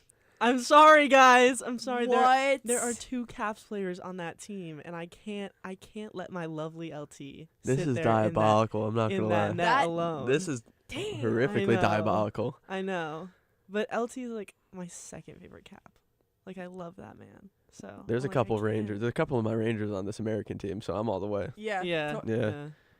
Miller, Mini Trocheck, Yeah. Miller. Yeah. I've got my Valid. Hughes brothers, so that's where I'm going Well, with of it. course. Even though I do have a love for Macklin Celebrini. Of course. I actually have a Sigh. love for Macklin Celebrini too. I also have a love for Michael Celebrini. It feels like we just had a connection. It's like we all share a love for this. this. This might be an issue moving forward, though, Wow. if we're all in competition. Yeah, I feel like it's going to be the same as it was with Four Nations, where it's like we have these connections to these players, this attachment. So it's going to be very, very, very bittersweet. Yeah. You anticipating some fights? I hope so. I pray. Of Listen, course. we're I leaving pray. it all Of on. course. We're leaving it all out on the ice. Like it doesn't have to be first period, right? Because then you get ejected. Yeah. I'm saying like third period. It's like tied maybe, and just something. This feels like the happens. most important time to get into a Yeah. brawl. I know. You- Just get one of the bench guys to You get No, for real. Honestly, you can't have Tom Wilson going up against the Kachuk brothers and not get a fight. Yeah, let's get it Yeah. going. Like, it just can't. I'll take an happen. ejection too. I Whatever. would Yeah. love a Matt Kachuk and Tom Wilson brawl. It'd be beautiful. It would feed families. I was It just would gonna say that. Feed families. I was just gonna say It that. would have the non-hockey plate. lovers loving hockey. Like Yeah. it would. Beautiful. It'd be Someone's gonna shed a beautiful. tear if that's the case. Honestly, it'll be me. Like, I'll be shedding a tear. You like, shed a tear for your country, bro. I'll shed. yes. Ask not what your country could do for you, bro. That's what I'm saying. When we're coming into this brawl. Yeah. I'm praying on a brawl. Yeah, I really like. It sucks that they kind of were like, oh, if you fight, you're getting ejected. But then again, that like it kind of needs to happen. Yeah. They need to tone that down for this gold medal game. I No, honestly agree. 1000%. Guys, what is hockey without fighting? No, that's true. It's half the sport. It's half It's the It's half half the the sport. sport. So like you have to have at least for this game, like especially with this like rivalry, like or you just have to have it be like a this. slightly longer penalty. I don't know. I Yeah. think Yeah. I think an ejection is too extreme for. I agree. You see guys training and practice for fights. That happens all the time. Have you Yeah. seen That's Matt great. Rippett? Yeah, I love it. They just grab Yeah. the guy and they have a pad and they're like Yeah. bang, bang. Like it's Yeah. awesome. It's half the sport. It's a great- Literally. It's a But great it's just part like of the this sport. rivalry is like too good to not have a fight. Like Yeah. it's like And like think it's like a about heavyweight bout in boxing. You know. yeah, like think about how like fired up the fans would get if there was like a full All the U.S. and Canadian fans. We better win. We can't be losing fights to Canada. Jason Kelsey's gonna be leading the USA charge tomorrow. Yeah. But I don't know if it was just me, but I do hate this Canadian team, and I really want to beat them for no other reason than like national pride, also I guess. just to Right. make up Which is just, for, I mean, Yeah. they hate us, we hate them. They hate us for probably more of a justified reason. you just But like, it doesn't. I'm still with a lot of hatred. However, I was going to preface this by saying I secretly rooted for them to win every game they played, just so that we can end up playing them. yeah, no, that's 100%. I did the same thing. I 1000% did the same thing, and I was happy for, you know, when they were scoring goals. I was happy for Macklin with his little smile. He literally okay, can I just say something? Okay, so I believe that I look like Macklin. There's like this picture of me in a backwards hat and there's a picture of Macklin in a backwards hat, and I swear to God we look like I'm gonna we're- need to we see could this be side by related. side comparison. 100% can show you after. Please. But like and like even Tucker Austin was like, yeah, you've got a good case Oh, there. if Tuck's saying it, then That's gotta what be I'm saying. facts. That's what I'm saying. Yeah. So I feel very maternal towards him. I feel like an older sister. I feel It's very also much crazy like, that he's younger than all yeah. three of us. Yeah. Don't say that now. He's Don't say that literally now. he's literally days old. Like That's he's literally crazy. was just born. That's like, crazy. He's just a baby, bro. He's just a baby. Out there playing in front of the world. But yeah, I mean, again, it's just there's also still this concern, you know, how, because it didn't seem to be an issue against the Finland in the Finland game, but then again, you know, Finland and the U.S. are two completely different teams. Yeah. You know, do you think this is Sidney Crosby playing?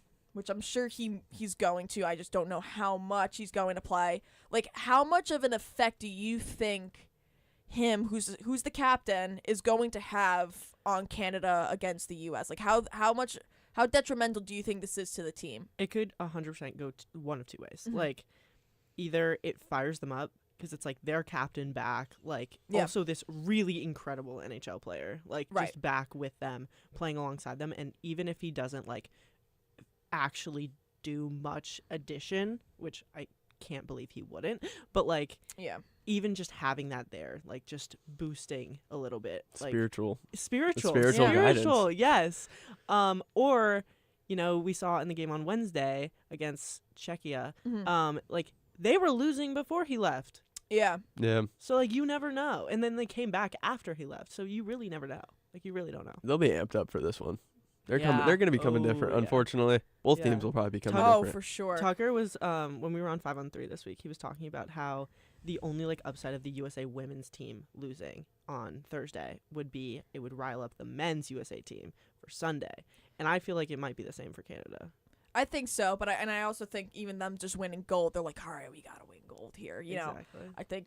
I think there's gonna be. You talk about national pride. Yeah. That's like Canada's sport. Like No, I know. That's Yeah. like I was arguing with a Canadian friend at Fordham. You know, they won. I'm like, God, dude, it's your sport. Like, I'm not really that upset about the U.S. Like, yeah, it's a bummer from a national pride perspective, but like, I'm not upset about it. Like, it's your sport. Like, if you guys did lose, that'd be pretty bad. But Yeah, we always have that excuse to lean on. I love to lean on that oh, excuse it's forever. a perfect. 100%. It's a perfect. Yeah, it's like, thing oh, we to don't. do.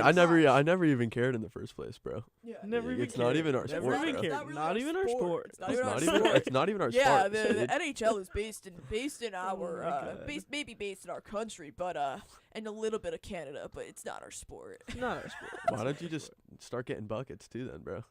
They never compete in basketball or anything. No, So Actually, true. they kind of do now. they Sneaky kind of do now, basketball and team they now. They got just Shea Sneaky Gilgeous and they and Dylan just Brooks. recently Sneaky started basketball. competing in baseball. Yeah, but Yeah. they're not good at baseball. No, Yeah. we could get into that another time. This is about Canada hatred. This is. But I just Canada man. hatred. Crazy. But I'm just thinking about all the USA factors. Quinn Yeah. Hughes is going to be on demon time. I will say, like, I'm not even gonna be upset if the US wins. I really don't care who wins. Like, Yeah. it's just gonna be you such just want to see a good game. I just want to see a good Yeah. game. I love Quinn Hughes. He's my favorite Hughes brother. I love him. Okay. I feel spiritually connected to him. Talking about spiritual. No, literally, because I'm like, if I was a hockey player, I would also look like I see ghosts and like Yeah. demons like all the time. Like, I get it. I get it. Help them win. You know, it's kind of funny because it's like, you know, you had the Sam Darnold thing where he was seeing ghosts and he like performed horribly and with the Jets, which we could get into that another time. But then you have Quinn Hughes seeing ghosts and he hits the game winner. Yeah. Who is that against? That was, oh my God, that was Wednesday, right? Yeah, that believe was so. Yeah, it was Wednesday. It was Sweden. Okay. Sweden. Yeah. That's a good team, Sweden. Yeah, really good Speaking, team. do you guys have any sympathies for Tage Thompson?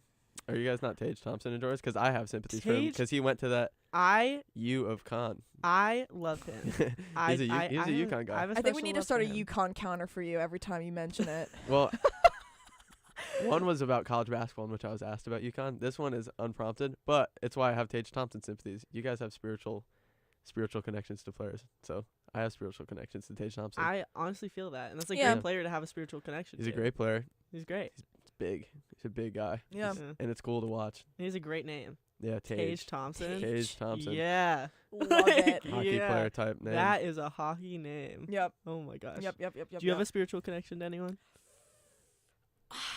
Man, honestly, I don't like avidly watch hockey like that. That's the problem. Okay. I just feel like I've just had a spiritual connection to this U.S. team. I'd Yeah. say if I had a spiritual connection, it would probably be to the Hughes brothers.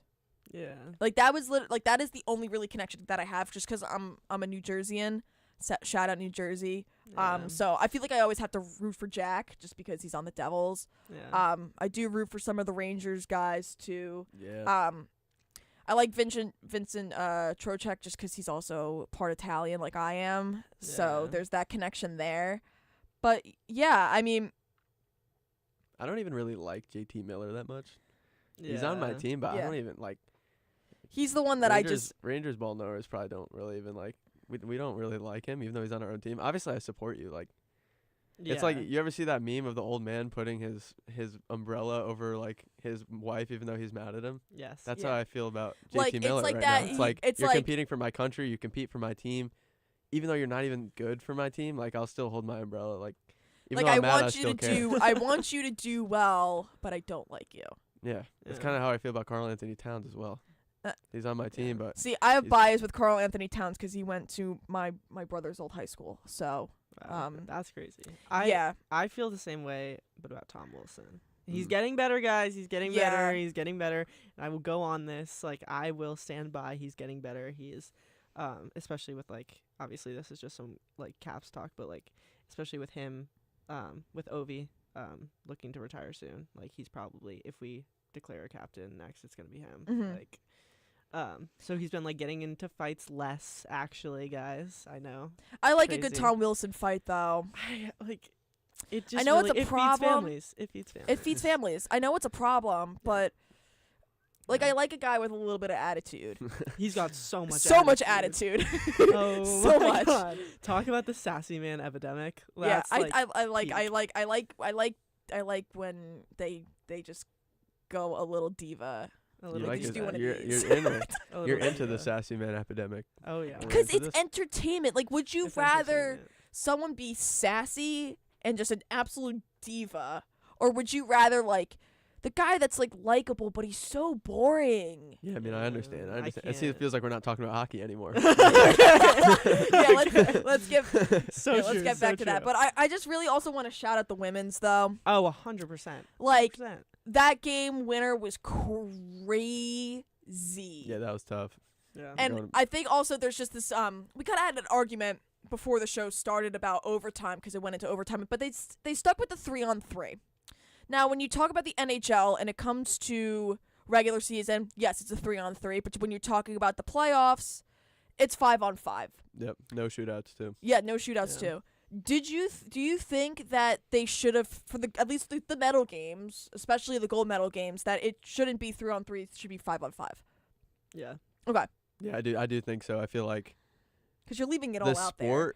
sport is meant to be played 5-on-5, and I understand the NHL is more of a product where it's like you gotta get these overtimes Yeah. in. Like we Yeah. nobody was really trying to watch these like late overtimes, but as for gold medal games, you gotta put You got to put it all out respect there. on this for You- the you sport and also, play this like- 5-on-5 to the end. Yeah, you like also have to think about it from like the athlete's perspective. Like, would you like because like 3-on-3, there's so many less players getting to like go out there because obviously there's less players on the ice. And like imagine sitting on the sidelines and being like and watching, Especially and, Canada, like when you and want to it's, go like- fight for it, like, Right, and you're that like fourth or fifth person, and you're just like, Yeah, if it was 5-on-5, it could have been a different story. You Yeah. know? yeah, That's tough. And if you're really, the ice opens up so much on 3-on-3 that sometimes I imagine if you lose on a 3-on-3, you're like, man, like it's not even like we lost in a hockey game. Like you can't really Yeah. stop them. yeah, Yeah. I think the funny part was that there was going back to the little romance conversation, there was a U.S. player yes, and a Canadian player that were dating, but they broke up. Yes, they did. Was it before the Olympics or was it before? Yeah, I think it was right before the Olympics. I think I was talking to Grace about this, and it was either like right before or it was during, because I know it was about the Olympics though. Like they Really? broke up because of the rivalry. I thought you were going to heated rivalry for a second. No. No. Every single time I've said rivalry, like in terms of Canada and the U.S., I've held back on being like, it's such a heated rivalry, guys. Like, Yeah, no, it's. You can't go without a heated rivalry match in here.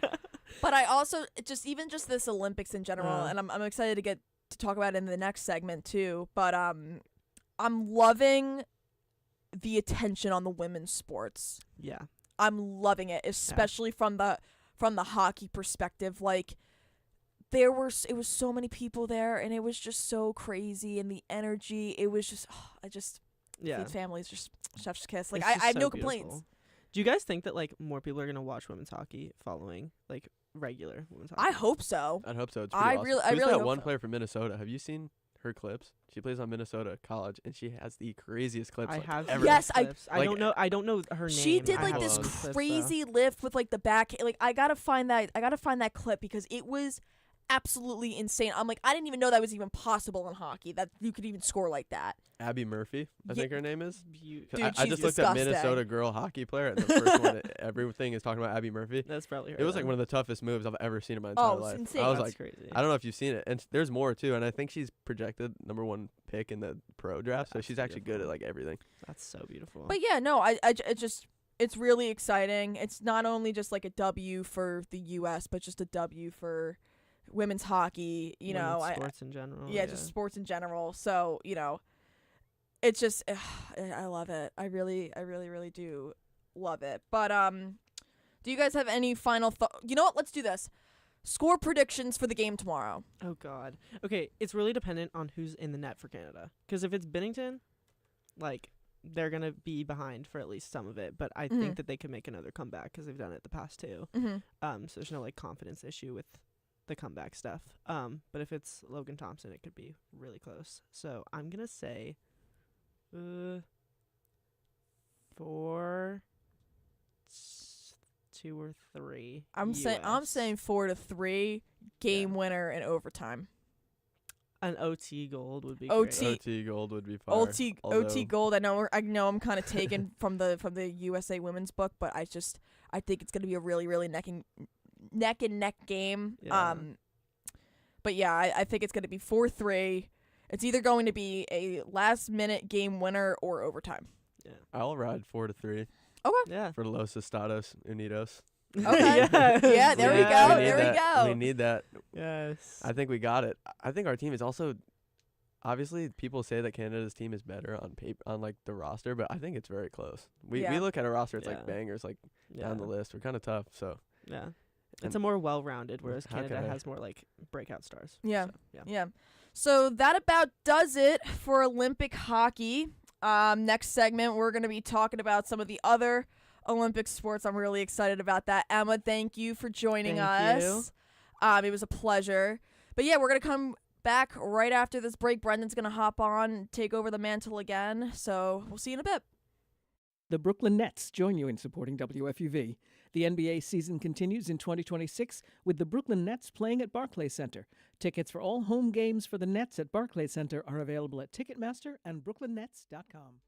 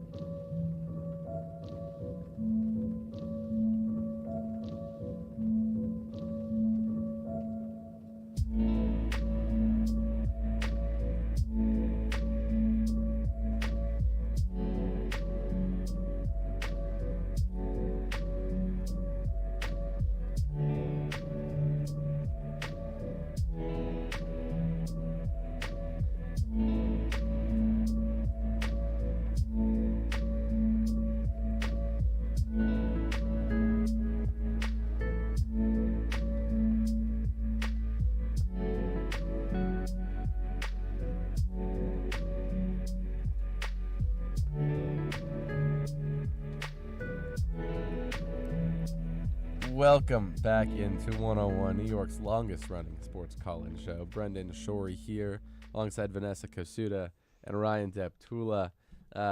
If you want to call in, if you have any thoughts about the ongoing Olympics, the number is 718-817-2750. One more time, 718-817-2750. The U.S. is currently sitting in second place at the Olympics. They're sitting with 31 total medals, 11 gold, 12 silver, and 8 bronze. They're trailing Norway, who has 18 golds, 11 silvers, 11 bronze, for a total of 40 medals. So 9 medals behind. They're ahead of the Netherlands, who are in third, by 11 medals. They have 10 gold, 7 silver, 3 bronze. So a solid showing for a country. This is actually, believe it or not, the 11 gold medals by the USA is their record all time. Oh wow. Really? Okay. Their previous best was back in 2002 when the Olympics were in Salt Lake City. They won 10. But this is the Winter Olympics record. Yes. Okay. Winter Olympics record. We've got more coming tomorrow at 8 in the morning. Yeah. We do. We have another one coming. Yeah. We do. Go USA. Yes. Come on. But the previous best was 10 back in 2002. Okay. 10 golds. They have 11 right now. So, already a record-setting year for the USA in the Olympics. Gotta love it. You Yeah. have to love it. You Love just it. have Running to. some national propaganda over your speakers. We're rooting for USA. We We're are. open USA bias here. Surprise, surprise. The people Yeah. who live in the USA are rooting for the USA. Fun- And it's just like, it's also just cool to see that like Americans are also just tuning into these like Random. random interesting sports Oh my just to God. say go USA. Yeah. Like bobsled and like someone's crying with like holding the American flag. Like I was studio hosting a basketball game like what was it last weekend, Mhm. and we were talking about like how do you get into some of these sports? Like you look at like yeah. you look at like the bobsled, you look at luge, you look at skeleton. It's But, like- hey Oh, mom, I want to do skeleton is such a skeleton cool sport. professionally. Like Like, how do you get into hey that? mom and dad, could you pay like $500,000 so I can lay on top of a guy who's laying on top of a thing, and then we're just like flying like on this ramp of ice, and we're just Have like you holding on for dear Seen life. how fast they're going in skeleton? It's not. Oh my Crazy. god! You know how fast face they go? first too. 78 miles per hour at The times? G's Face have to be first. crazy. That was something we talked about. It's like if any of us did skeleton, we'd probably die. I'm dead, yeah. And they use their feet to steer.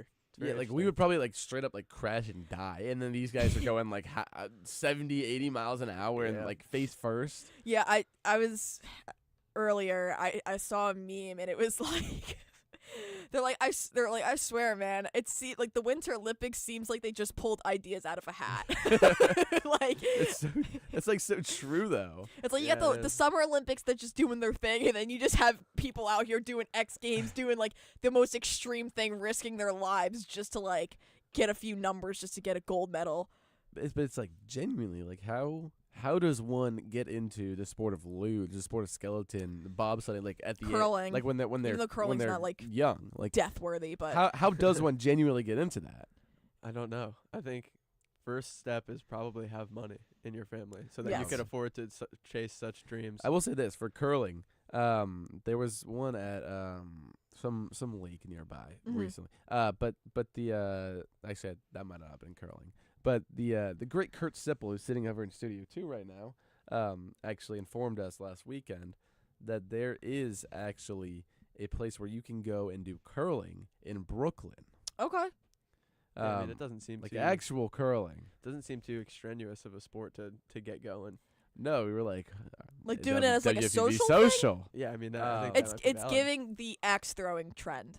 Yeah, which is like that's kind of cool that you can actually go out and like do the same curling. There. I mean, obviously it's probably not to the same extent where you're having 3 people sweeping the floor in front of in front of the rock and literally sliding on the ice to throw it. Like I doubt you have all that. Yeah, it was but- funny watching the Kelseys try it, like Kylie and Jason Mhm, I Kelsey haven't seen doing it. this. It was so funny. But also you were like having like the celebrities try out bobsledding, and they're like, "What do you guys do?" I saw that video on I think it was Instagram of Jason Kelsey watching, and he was really just watching how fast like Yeah. the guys when they do bobsled, like how fast they get in and like get ready and like they do it. And he all he said was he looked at him and goes, "Wow, that was fast." So yeah, that was pretty Yeah, quick I mean, actually. that's the knowledge of bobsledding that we all have. I always wondered. This is about to the true bobsledding heads out there. This is probably a blasphemous question, but what are they doing in there? You know, like what are they really doing in there? I don't know. Leaning, I think. I think Yeah, it's it's just gotta like be moving some back and leaning. forth. Is yeah. that the steering or is there like? Well, some I know sort of there's like mechanism? they're using their feet. At least the guy in the front is. And I know that there's like these 2 wires because they're like he to pull can't in the see anything handlebars. like through the top Oh, either. so you like, know he's- ball a little bit. You know a little that bit. that is here. bobsledding ball Yeah, actually. ball. No, because I just saw because I was genuinely like, Certified bobsledder. oh, Yeah, thank you. the I bobhead. I went down the rabbit hole one night because I was like, why? Because there was a full movie about like the Jamaicans. Yeah, Cool Runnings. What? Cool Runnings. Is that what the movie's I called? think it was. Yeah, I don't know it's like a anything comedy about movie. this, Yeah, actually. feel the rhythm, feel the rhyme. Yeah. Yeah, but I was just curious because then I was like noticing them running, and then I just saw like the little details, and I'm like, so this guy's pulling in the like using a wire. I didn't even know there were wires, by the way. Like with the metal things on the top, like yeah, or like is it- like is it- pulling in the handlebars. Yeah. And then like kind of holding like this, and then just going like that. I probably look like an idiot on camera right now, but That's Yeah, fine. I mean, yeah, that is. I mean, That's what I imagined, I guess. But I mean, who knows what's going on in there? yeah. no, but it just I mean, also a lot of people probably know. It's not me. We're not one of them. yeah, and honestly, thank God for that. Yeah, thank God I was a softball player. But it's just also like this Olympics has been different for me in a good way. You know, and I don't know if it's because I pay attention more to social media and I'm paying attention more to the sports stuff. You know, I barely paid attention to Beijing. So that was the last Olympics. That was in 2022. This one, I've really paid attention to. There's also just been a lot of headlines, good and bad. A lot of injuries. A lot of injuries. Lindsey Vonn being one of them.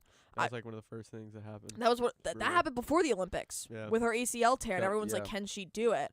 But and then She tried. she tried, which I'm so upset for her, and her dog died on the On same the day. same day. It was, oh my Oh god. my word. She said But- that was the worst day of her life. I actually genuinely felt. Yeah, like I that- mean, like but that's terrible. Yeah, it's She is terrible. back I on. wouldn't wish that on my worst enemy. Yeah, no, I know. She is back on U.S. soil though. But I saw the picture like of her post-op X-ray. She has about 20 screws in her leg alone, and that's both of her legs are injured. By the way, like the one leg has the ACL tear, and then the other one I thought has. they were the same leg. No, I believe it's different. Huh. Search it up for me just to make sure I'm I mean, it was- fact she took check a me here. Nasty tumble. That was like ruthless. It to was watch. so, but Yeah. also I think she was Canadian. One of the girls was doing the freestyle half pipe, and she fell. The skis fell off, and she's just laying there, and I'm like, is she injured? Is she just like upset? Like I'm like, what is happening? But as from a positive, I mean, and it was also really cool to see Chloe Kim, who's dating Myles Garrett. Yeah. She won silver, and you know people were like, they're like, oh, she should have won gold, all that stuff. Even just like I'm following figure skating storylines, which I never thought I would. Figure skating is kind of peak Olympic Yeah. sport. Both left leg. Oh, it is both left leg. Okay, all right. Yeah, I apologize for my little mistake there. It's a combo deal on one leg. That's bad. That's It's still almost that's worse. still I mean, rough. That, It's I almost think it was worse. multiple surgeries. Like Like I had a You have the I had a meniscus tear, and I was in the trenches. Like it was bad. But I stubbed my toe this morning. I was in the trenches.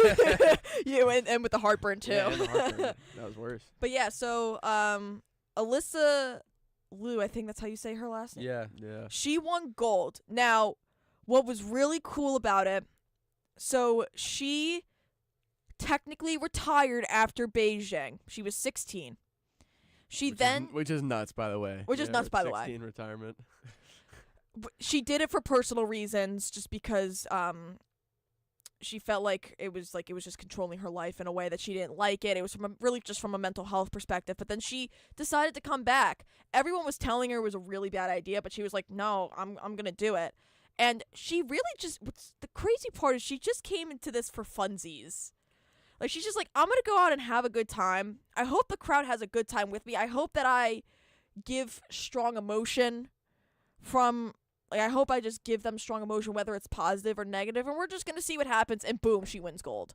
Yeah, she looks like she's having funsies too, which is wild. Yeah. The highest pressure moment. We've seen how pressure could impact. Yeah. With Ilya Menelin, where he's I like, felt so bad for he's him. On, he's on the struggle bus with Him and which- Amber Glenn. which is understandable. These Olympic athletes go all year long doing a sport where people are not watching on a mass scale, and then suddenly, yeah. which they're not accustomed to, everyone starts talking about you, which is like Right. gotta be brutal. We've seen Simone Biles sit out Olympics Mhm. because of this, and obviously he cited the pressure for the reason he didn't work. Not to, compare to those people, because obviously it's a struggle, but Alyssa Liu is clearly not affected at all, and it's clear as day that on her most important run of her life, she was nothing but happy to be there. Yeah, she just, she was just really happy the whole time. I mean, I think she had a really great mindset going into it. I don't know if people were going in with that pressure, like I have to win gold or I have to win silver or whatever. And I do feel for these athletes because I know, how one bad outing could really affect the outcome of something, and then you have to And they're mental too. sit and stew through it for a while too. It's like, oh man, I screwed that up at the Olympics. Right. Like, Right. Yeah, I don't have nearly the mental strength as these people. I could be at the gym, bro. I went to Lombardi yesterday. I must have missed like 10 threes in a row, bro. It's still sitting with me. So going to the Olympics, God bless him. Yeah, no, I mean, I even think about my last game ever playing softball. Like, I didn't really have the best game, and I'm just like, damn, like, I wish it was better, but it is what it is. But, there was some controversy overall, at least from the Eileen Gu perspective. yeah. So I'm gonna so it was a tricky situation because she was raised in the U.S., but her family's from China, and she's skiing for China. Now she's the most decorated. She's officially the most decorated skier. Is nuts. It's nuts. The most decorated skier in history. Mind you, she was born in Skater, 03. or no, skier. My bad. She was born in 03. I thought we were for the talking- record. What? She was born in 03 for the record. Like she Oh is my God. the same year I was born. And this- Same year you were born. Yeah. Oh, you just unked Damn. yourself. You just outed yourself as an unk. I Oh, did out he's myself. been outing himself the entire show, but which is okay. That's the It's okay. second time. 03, dude. But yeah, so everyone's been giving her a problem about it. But to be fair, she did compete for China in Beijing, and that really caused a lot of problems. But I feel like for her, like, it is what it is. Yeah, I'm not sure how much you could weigh in. It kind of feels like it's kind of a partisan political issue. Yeah, at this point, which I which hate is when not politics something we're get brought we're into not sports. really about to weigh on that too much. Whether which nation she should support. But I mean, it's definitely become a talk of the town. To ignore it would be pretty be disingenuous. It's kind of one of the biggest topics in the Olympics. Yeah, it's hard to give an opinion on it, especially because like, why are we bringing politics into sports? Like, even this one reporter was bringing it into the NHL commissioner, being like, how do you feel about, there not being a Russian hockey team, like all this stuff? And he's like, why are you trying to get political with me right now? He's like, I'm just happy that the best of the best are out there. They are able to play for their country, and we go from there. Like, I'm not getting into the political side of it It's either. about sports. It's about representing your country. It's Exactly. about playing against the best of the best from other countries. There is that's something the Olympics tries to avoid too. They try to avoid Yeah. the whole political landscape. However, I'll give my opinion on that question of whether there should be a Russian hockey team. Yes, there should be a Russian hockey team. If you want to take politics out, then I think that would bode well for the players. They're just people And who I'm are a- yeah. athletes. I think I'd love to see the best of the best, and I think the Russian athletes are And some I'm of the just best also of the best thinking in about that it from a category. from an OV perspective. Yeah. Like, he's gonna retire soon, and he wasn't even able to participate in this Olympics because of a politics thing. But who am I to say? I'm a college student, so Russia would be good at the Winter Olympics too. Oh, they oh was yeah. so good. In hockey, they're probably I mean, maybe maybe could be the best team Top- on the right day. yeah, yeah, up there in the top 3: USA, Canada, and Russia. Russia. We're just missing out on peak is what's happening here. With the Russian hockey Yeah, we get the embargo.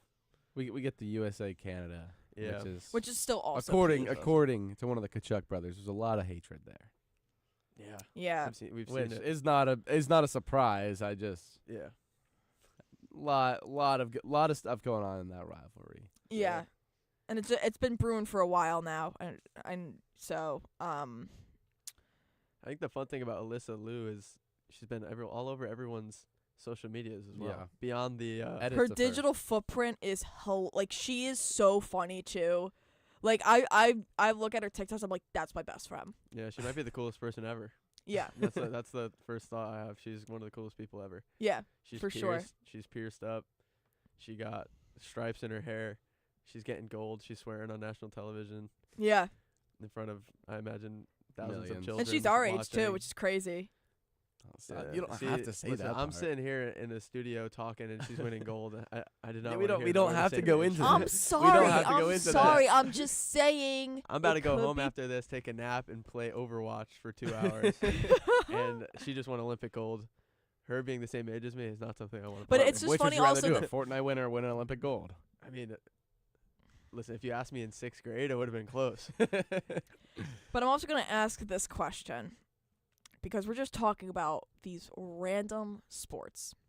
If you were going into the Olympics, and I'm gonna eliminate hockey from this Okay. just to make it like more interesting.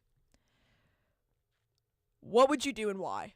How much training do we have? Like are we you, like? Just assume you could Like, choose to be good at just any you sport. choose to be good at a Oh my sport? god, like I'm doing just skeleton. are you really? That looks nuts. Do you want like the guy that had like the Venom helmet? Did you see that? Yes, so cool. Yes, Yo, he's like Connecticut actually, mentioned. give me the Venom He's from helmet. Connecticut. Is he really? That's Connecticut sick, actually. mentioned. Give me the Venom helmet. Let me go face first down a ice like path going 70 miles an hour. Like that's like F1 on crack. Like that just seems like if I was good at it, that seems like it'd be so much fun.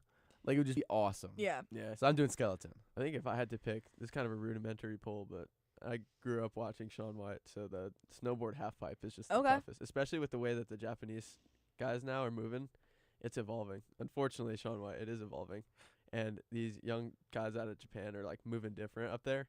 I would love to be moving different up there. You see how they're moving too? They drop in. This is how they set it up.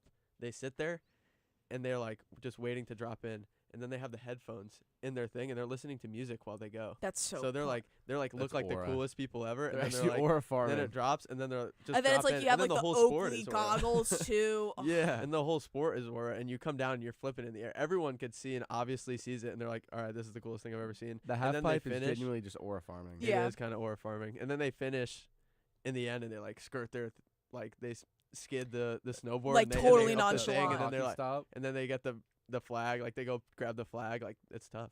Shaun White was tough. There's a reason why Shaun White is known. It's 'cause he's tough. Yeah, true. I'm gonna say half pipe, but skiing. Did you see this? Like the skiing half pipe is cool. Okay. Or like the one where they're like going down the ramp and they're just flying in their bag like this. Oh my god. Yeah. Yeah. If I wasn't scared of heights, I'd probably Or also. they probably fly 50 feet in the air. Have you guys Yeah. ever played that on Wii Sports? They Dude. used to, Yes. I mean, you know the Wii used to have this thing that you stand on. Yeah, did it yeah, really? the little connect Yeah. board. I'm sorry. I'm about to get nostalgic here, and this might make me choke up a little bit.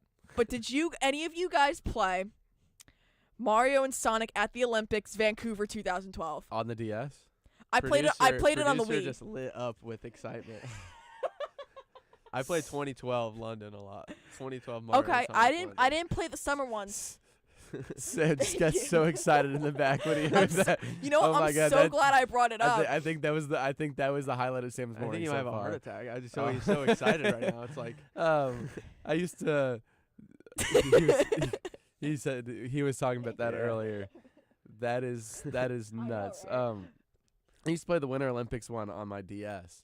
Oh, okay. and I- Yeah, I had the Winter Olympics one on my DS. I would play. I'd play hockey a lot. I can't remember what else I would really play. It was mainly hockey. But you could get that Sam, connect Sam board. is so excited back there. This is awesome. On the Winter Olympics, you get the connect board and the sport you're talking about where they go down that deep hill Yeah. where it's like just diabolically deep. You could like get on the board And you're and like, then you jump and it like registers your weight a little bit and it will time the jump and then you just get to watch your me like go down the hill. I used to farm that out. I used to play Really? that Sick, for- actually. forever, bro. yeah. Which ones did I farmed the skiing. I farmed that. My brother farmed the crap out of hockey. Yeah, I he mean, loved that's playing. difficult. He loved playing as a Shadow, I believe. Ooh, uh, Shadow is yeah. See, Shadow, I feel like is the pick as a young boy because you're like, bro, Shadow's Aura. Shadow's tough. Aura. Shadow's tough. Um, you're your little boy. And I think I also farmed half pipe too, because I liked like the tricks that were being done. Yeah. Yeah, I like the usage of farms, just getting moving forward. It caught on. Let's bring that quickly. word in. Let's Yeah. let's add that to the dictionary. Oh my god. It was. Oh my god. The Olympics are great. I love the The Olympics. Olympics are awesome. Both summer and winter. We get to enjoy the winter ones right now, but that is unfortunately Got to be all for this segment. We talked hockey last segment. You guys talked hockey at least.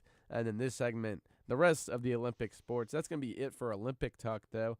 After this break, we're going to be going into the National Football League and all things off-season. Stay tuned for that.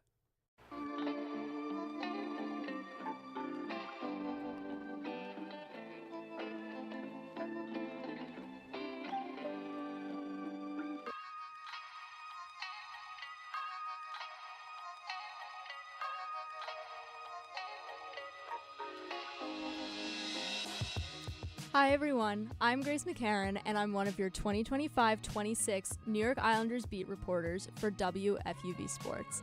Follow me on X at Grace McCarran _ for live game updates, features, and other inside content from the island all season long. From the development of first overall pick Matthew Schaefer to incredible saves by Ilya Sorokin, WFUV Sports has you covered every step of the way as the Isles look towards the postseason. WFUV is your home for New York sports.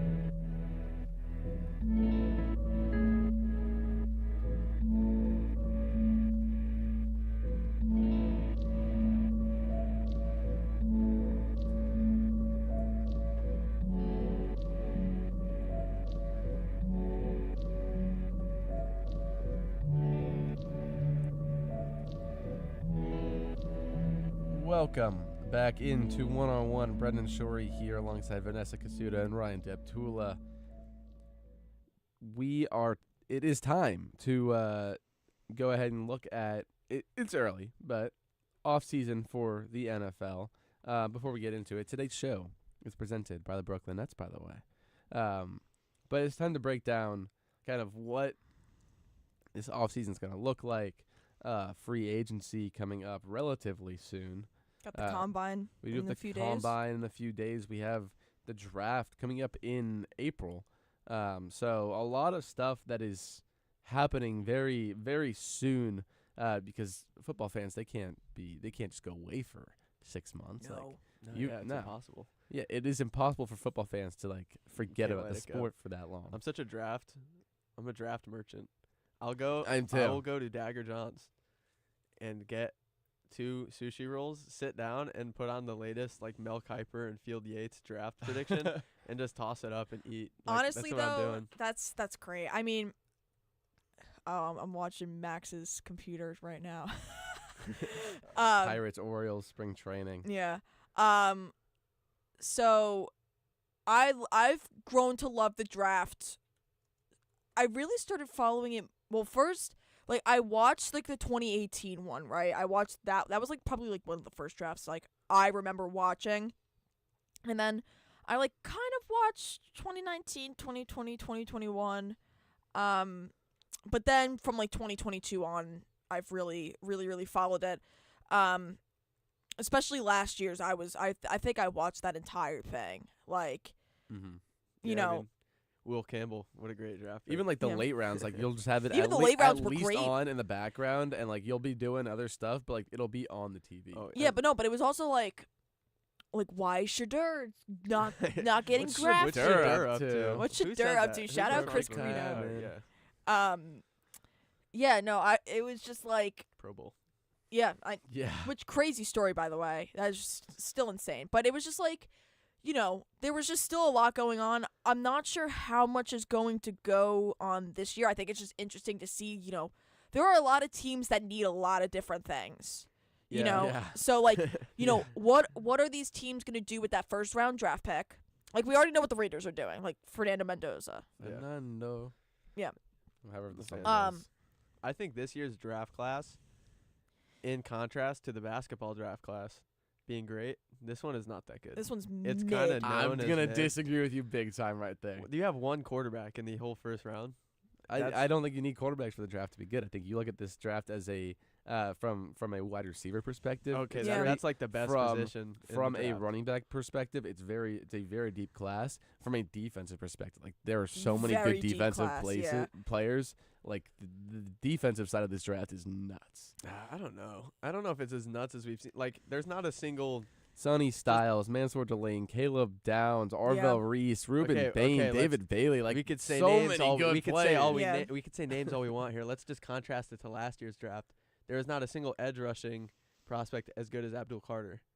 in this year's draft. No, Oh, Ruben Bain's better. no, what? Yes, he is. No way. Abdul Yes, Carter was he is. was like one of the best prospects. No, at edge rusher. Ruben Bain is like He's so not, much more he's not powerful. Even, people don't even know if he's going to be the first one off the board. Ruben Bain? Yeah. Yeah, because there's There's multiple So good many. ones. There's David Bailey. David Bailey is great. Yeah, but Abdul Carter is a consensus. He almost went. He would have went number one. Because what other edge rushers were in the draft?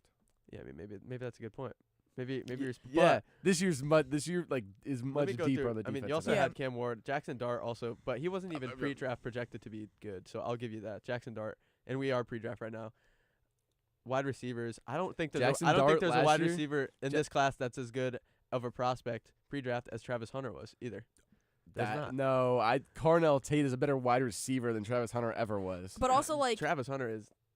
I don't know about that. but Travis did Hunter you went see like what the where Jags did he aren't get even drafted? really. Third, second. because he played both sides. Travis Hunter was drafted second by the Jags, but the thing is that they're not even really using him as a wide receiver now. They're like No, they're not. they're like they literally were like, yeah, we're gonna be using him more as a cornerback. Also because Jacoby Myers just like popped off, And which they have Jacoby Myers, Brian Thomas Jr. Well, Yeah. Myers actually I can't remember if he's a free agent or not, but I mean, you want to talk about running backs too. Yeah. Not a running back as good as Ashton Genty. oh, either. absolutely. Yeah. Ashton Genty should have been the Heisman. Yeah, That's a Yeah. whole different conversation. that's a That I very that I different am conversation. very passionate about actually. there's not. but I think there isn't a single running back prospect in this I draft. don't think that's this, I don't as think good. this draft is as good as you're God, the tapping defensives- into right now. Caleb Downs is arguably the best prospect we've seen in years. Caleb Downs is the player of this draft, and Yeah. I pray he goes to the New York Giants with But my whole That's soul. my thing. Like, I mean, I feel like they can't pass up on him. That's the thing. But it's like At they just 5 positional value, you're gonna pay a safety that much money. no. Yeah. I know, but the thing is like the Giants really need another wide receiver, If Yeah. if like he's, badly. if he's Jordan wearing Tyson will be there. I know, but he'll it's be like there. I think Carnell Tate will probably be there too. yeah. No, Titans take him. Nah, Titans should go for either David Bailey or Ruben Bain, in my opinion. I disagree.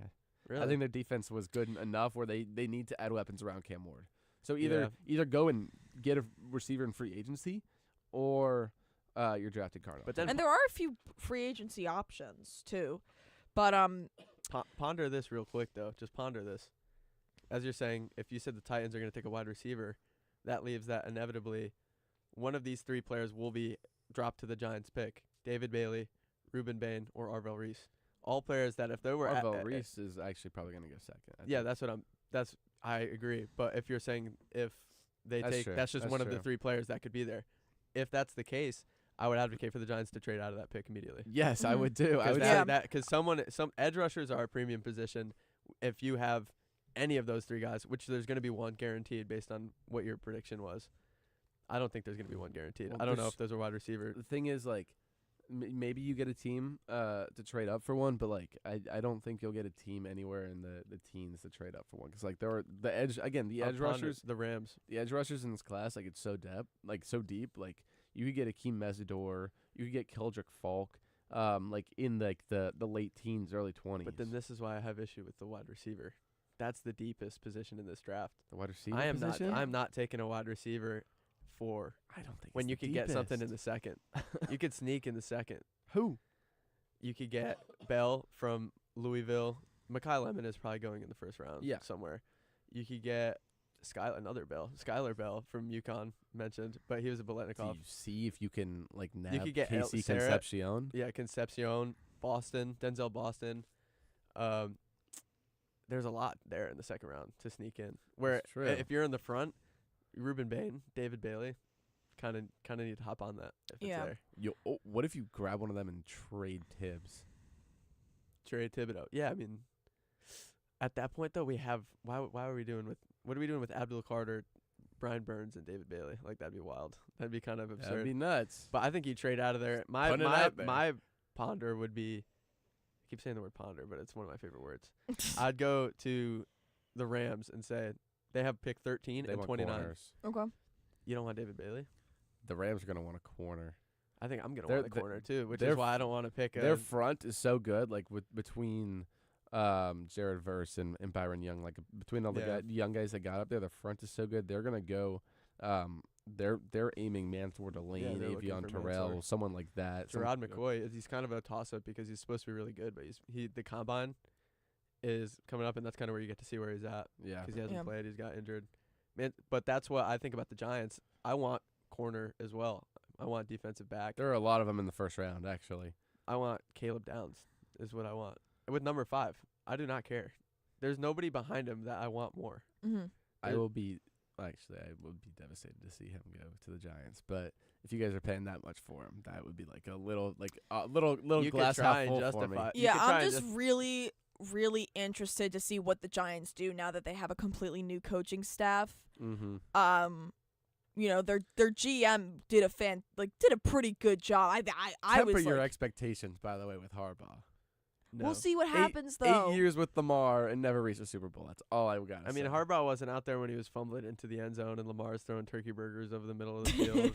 Harbaugh's not playing. He's not playing quarterback. He's not playing Zay Flowers fumble into the end zone. But Dart will never be nearly as good as Lamar. So. No. So temper your expectations. I'm not gonna sit here and have that obvious take. That's the easy take. Yes. It's not always an saying- easy take to say this I'm young not player is not gonna saying- be as good as the 2-time MVP. Maybe he will be. Yeah. I'm not gonna say he's not. I'm- It's a very easy take. I'm just saying temper your expectations with the coaching stuff. That's all I'm trying to say. I know. I'm just hopeful because it's new, just completely new coaching staff. By the way, just complete. I think there's maybe only one or two.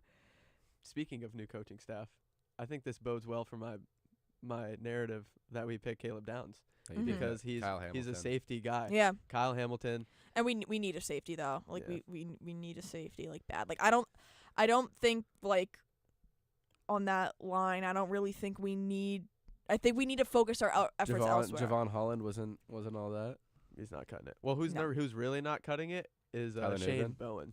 He's not Okay. cutting it. Yeah. He was not cutting it at all. The moment he left, Abdul Carter had at least half a sack in the next 6 games, and he in an interview said, "He's putting me in better positions to succeed." Shane Bowen was a scourge on the Giants season. We That's sold a multiple new leads. word for me, actually. Scourge. Scourge. Are you gonna add that to the word I'm list looking or a that one new up word? right now.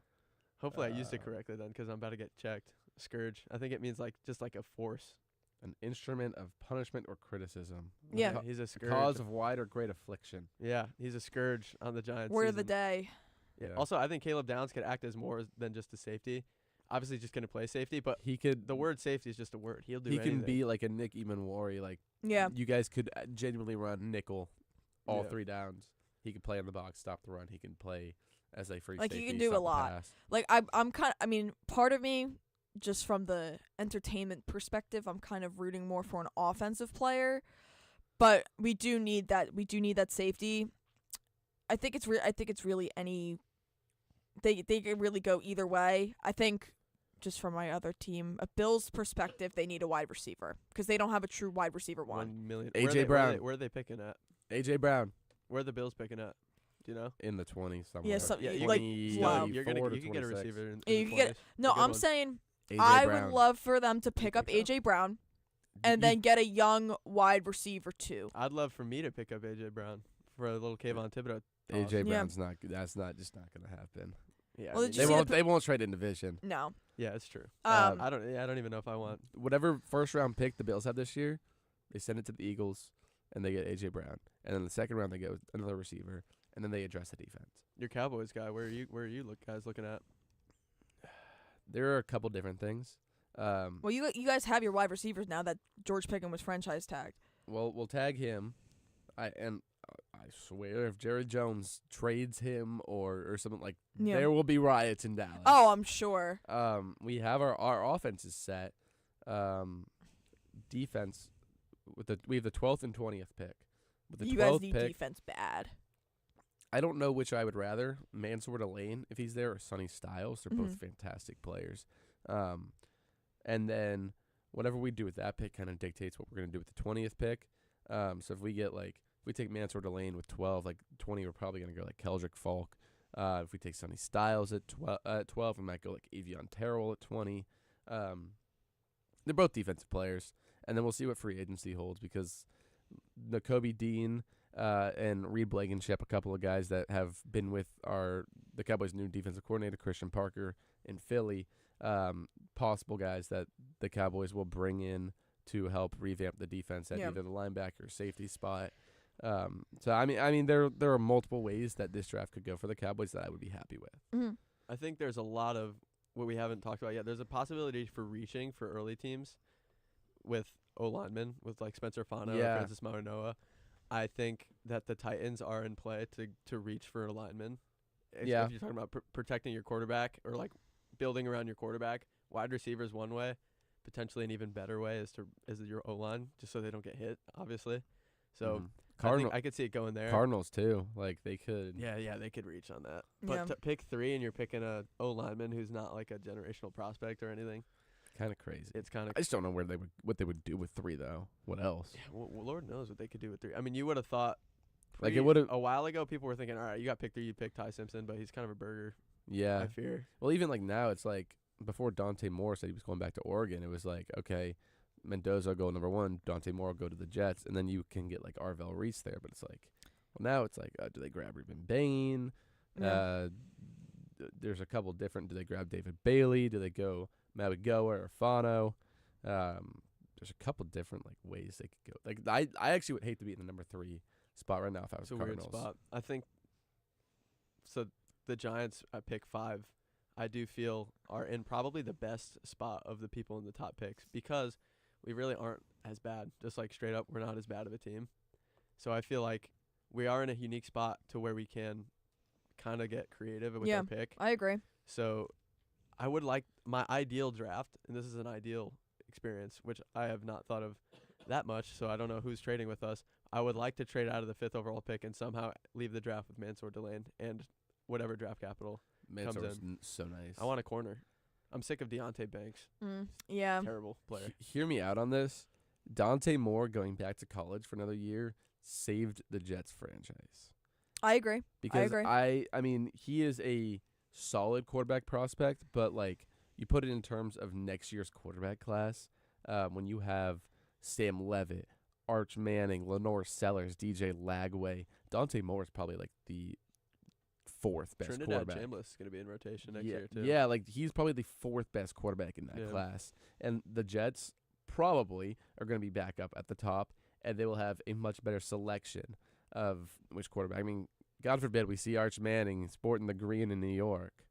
I mean, that is God forbid, to be honest. I do. I would feel bad for him, but as a Texas guy. Well, I guess, but you can't always bet on the upcoming class because I feel like people bet on this class. People did think this was going to be Arch Manning, generational number 1 overall pick. If you were preseason, Arch Manning, generational number 1 overall pick. Cade Klubnik Drew was Aller, up here. Drew Aller, generational. Nussmeier. People were saying this QB draft is nuts. There's so many generational players. They were terrible. And they're in all college this they're year. really all not that good. I don't think we see that next year. I think you see Hoover have a good year at Indiana. I think you see Levitt have a good year at LSU. Yes, Arch will Ty have a good Simpson. year. I think obviously Lenore Sellers and DJ Lagway are 2 high upside guys, kind of like Anthony Richardson a couple years ago. But you have guys like that where it's yeah. I think next year, and I'll say this on the record and quote me on it next year, it's gonna be a very good draft. This is what I think the Jets do. They're going to do what the Jets do best, and just get a filler quarterback for this year. There are a couple of Malik Willis. I've been saying Malik also Daniel Willis. Jones is free agent, Mhm. but though I think they're going to re-sign him to the Colts. Colts will bring him back. DJ I hope does they not wanna do. go back to that stadium. There's Yeah. no way. Horror stories. From Horror that stadium, stories. Yeah, yeah. horror stories. Horror stories with the big blue. Yeah, Malik Willis. Aaron Rodgers is not going back. I think Malik Willis Kirk doesn't get talked Cousins. about enough. They could do Kirk. I actually don't hate Kirk. Because they said Yeah. they're probably gonna release him. I think he's like he's on like that to be released spot. Post whatever date. Was it like March 15th? I like still post can't March believe 15th? they gave him that much money. The Falcons. Oh, I think He was it kinda tough. justified. He was kind of tough. Kirk with, Chains in, Kirk in, Chains in was Minnesota. rad. And now he's dealing with 9. Now it's 9 in Minnesota. Yeah. You really Yeah. get to see what you missed. Yeah. You don't know what you're missing until it's gone. Yeah. You know, I'm looking at this list right now. So George Pickens is technically number 1, but he's been franchise tagged. So we're gonna leave that off. Tyler Linbaum. See, that's a giant. I can't lie. Yeah, it Trey- probably Unfortunately, is. some of these Ravens guys, and it's not unfortunately at all. I'm just saying it for you. No, for me, it is Unfortunately, Yeah. unfortunate. Some of these Ravens guys are coming to the Giants. Oh, And I'd like absolutely. to see Linderbaum, and I would like to see Likely as well. Trey Hendrickson. He's definitely leaving the He's Bengals. gone. Yeah, He's he's gone. gone. I'd run for the hills. And right now Someone will pay him. Please, Cowboys, pay him. this article is actually saying his best fits, which you guys could agree and disagree. Patriots, Colts, and Eagles are the best fits. Get the Eagles out of there. Yeah, sneak the- Get the Eagles out of there. Sneak the Eagles. They'll just put I the think Eagles that's a bit of anywhere. a Daniel Jones is in there at number 5. Jalen Phillips Where do they have Malik Willis? at 7, See, that is which is a interesting. severe underrating of Malik Willis. I don't think it is. I don't think people talk about Malik Willis enough. That's not a filler quarterback. You're gonna pay him for if you're gonna sign Malik Willis, I think someone takes a shot and signs him 3-4 years and says, Yeah, you're, they're you're gonna be saying, our quarterback. We're just gonna give you a shot. No They're way. saying his best fits are the Dolphins and the Cardinals. I think he goes Dolphins. Give him multiple years of a contract. I think he does Oh. go to the Dolphins. You don't think you give him a multi-year contract and kind of commit to him a little bit? No. Well, you give him 2 years. Yeah, I'd maybe- give him okay, 2 years two. at Give him most. two. But I think people will be surprised when they see him play and they say this guy might be it. He might Yeah. be a guy who starts in the league. There's a reason why he's a backup quarterback, hits free agency, and he's as high as 7. Backup Yeah. quarterbacks hitting free agency doesn't usually matter. So when he's hitting a team with some He pizzazz, had 5 good games this year. I mean, that with a small sample size like that, you can't pay him for that long. You can't pay him 3-4 years. yeah, I mean, I guess you're committing a lot. There's really no incentive to commit. You could well. I would just pay him 2 years, I'd pay him- It lowest. 2 depends years, what the I'd pay market him- is, though. Yeah. If you see, maybe you don't know what the Cardinals and the Dolphins are. They really? How do they view him? I'd Are pay they him both 2 gonna bid years. him hey, we are actually really want this guy and Dolphins probably. I'd give him 2 years. I'd give him $20 million a year. That's it. If he wants more, too bad. I'm You're not curious coming to here. see Yeah, that the bidding war. the Dolphins I'll are rock just with Quinn Ewers for a year, and then find my quarterback in the next year's draft. Yeah, that's a good idea. It's just the Dolphins are a mess because they also just released Tyreek. Tyreek. Yeah. The Tyreek is probably That's on this interesting, list. too, yeah. What do you Tyreek's going back to look Kansas for City. Tyreek? Yeah, I think that could Yeah, be. I could see that. Makes the most sense to me. Kyle Pitts and Breece Hall are on here. Breece Hall is gone from the They're gonna tag him. what? They might tag him. I think they'll He's tag not- him. I don't think he's gonna let that. I That's don't kinda think he's gonna. disrespectful, though. That's a that's little so bit of a Then he upsetting. sits and loses a year. Yeah. And doesn't get paid. I think he's absolutely miserable there, and they're saying that his best fits are the Jets, Chiefs, and Seahawks. Chiefs Kingdom. I mean, I've seen a lot of Chiefs Kingdom with Chiefs Jeremiah tried- Love. Chiefs tried to trade for Breece Hall this last year. Just they were offering a 4th. The Jets wanted a 3rd, and neither side would budge, and so it just didn't happen. Yeah. I see them drafting Jeremiah Love in the first round Mm. to fill the That's- running back I position. can see is- that, Yeah, yeah. I can see that. Which is a Definitely. Great pick. He Yeah. is amazing. So Love Yeah. is insane. yeah, Yeah, I love love him. is love. Love. I love There's a lot love. of love on this the show. I know, today. right? Yeah. Yeah, Kyle Pitts is also a free agent. Do you think he's? I don't know if he's good. I think he might go back I to think the he Falcons. returns to the Yeah. Falcons. Yeah, I don't think Rashid anyone's Shaheed is interested. also a free agent, but I think he's He's gonna go. gone. You don't think he's gonna go back to the Seahawks, or he's No, just I don't done? think I don't think they can pay him. I think someone's gonna. They have a up lot of cap space, but they also Yeah. have a lot of guys to extend and bring back. I don't think he's. They're one gonna of up the them. bread on.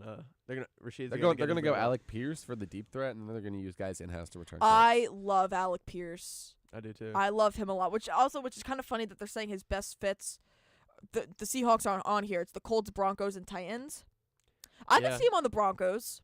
Well, Cortland Sutton tweeted the other day, and he's like, "Peace out, I'm gone," or something like Oh, that. really? Or he was like last run, or something like that. Like Really? basically something hinting that he was done in Denver. But we'll see. Kobe Bryant as well. oh my God, he's nice. Yeah, he's nice. Seahawks, good. Chargers, and Ravens are his best fits. I think the Seahawks will not let him walk. Yeah, I don't think so either. Brian Cook, Mm. Devin Lloyd, Jalen Watson. Jaguars will not let There's him no walk. Wandale Robinson mentioned here yet. No, he's like I'm only at 14. Yeah, I mean, Yeah. Kenneth Walker's going back to the Seahawks. yeah, for Yeah. sure. Jawan Jennings. Yeah, That's who's interesting. paying him? He's gonna want $23 million a year. No one's paying him $23 No. million a year. Yeah, I don't know if he's gonna go back to the 49ers. I'm in favor of the Giants signing a wide receiver in free agency. Yeah, no, I which am too. Could include just 1,000%. Wandale Robinson, just bringing him back, or Alec Pierce, or any of the guys out there. I'm in favor because I don't want to use the. I don't want to use. Go the ahead. pick- Go pick- sign Jawan Jennings for $20 million. No, I pray. I'll Um, be happy. Mike Evans is also on here. He said he's coming back for another year. I think he's gonna sign with the Bucks again. I doubt it. You Really? really? You think he's gonna go? You think he's gonna go ring He chase? said he's gonna test free agency. Okay. I think he goes elsewhere. Yeah, so his I best think fits he's are the gone. Bucks, Patriots, and Bills? Seahawks. Bills. I Kingdom. would love to see Mike Evans on the Bills. Bills. Allen and Allen Evans and Oh Evans. my tough. God, that might be better than him and Diggs. Yeah, it probably is. Unca's still got it. Like Yeah. low key, Low I key. can see that fit. I could also Like cheat- if Mike Evans cheat didn't Chiefs get injured Kingdom, last year, but- he would still have a great season. Yeah, actually, he's not. What going number are Chiefs. you at? Top. I'm at 19. Finish the top 20 then. Okay. What do we have? 20 top is Khalil Mack. He's back. All right, let me He's go old. find another one. Let me find a good like. All right, Wandale Robinson is I'm gonna the. have to cut you off there, Vanessa. We only have Damn. time for top 20 here on this segment. But I mean, Bummer. I know it is a bummer. We always love talking football. I know. We do. I do. I'm assuming I can you just guys do. just I feel yab like about it. I can feel it. But that is gonna be it for our NFL segment. When we come back from this break, it's time to hop into the MLB. Spring training is starting, so a lot to talk Another about thing I there. can yap about. And we will be right back after this break.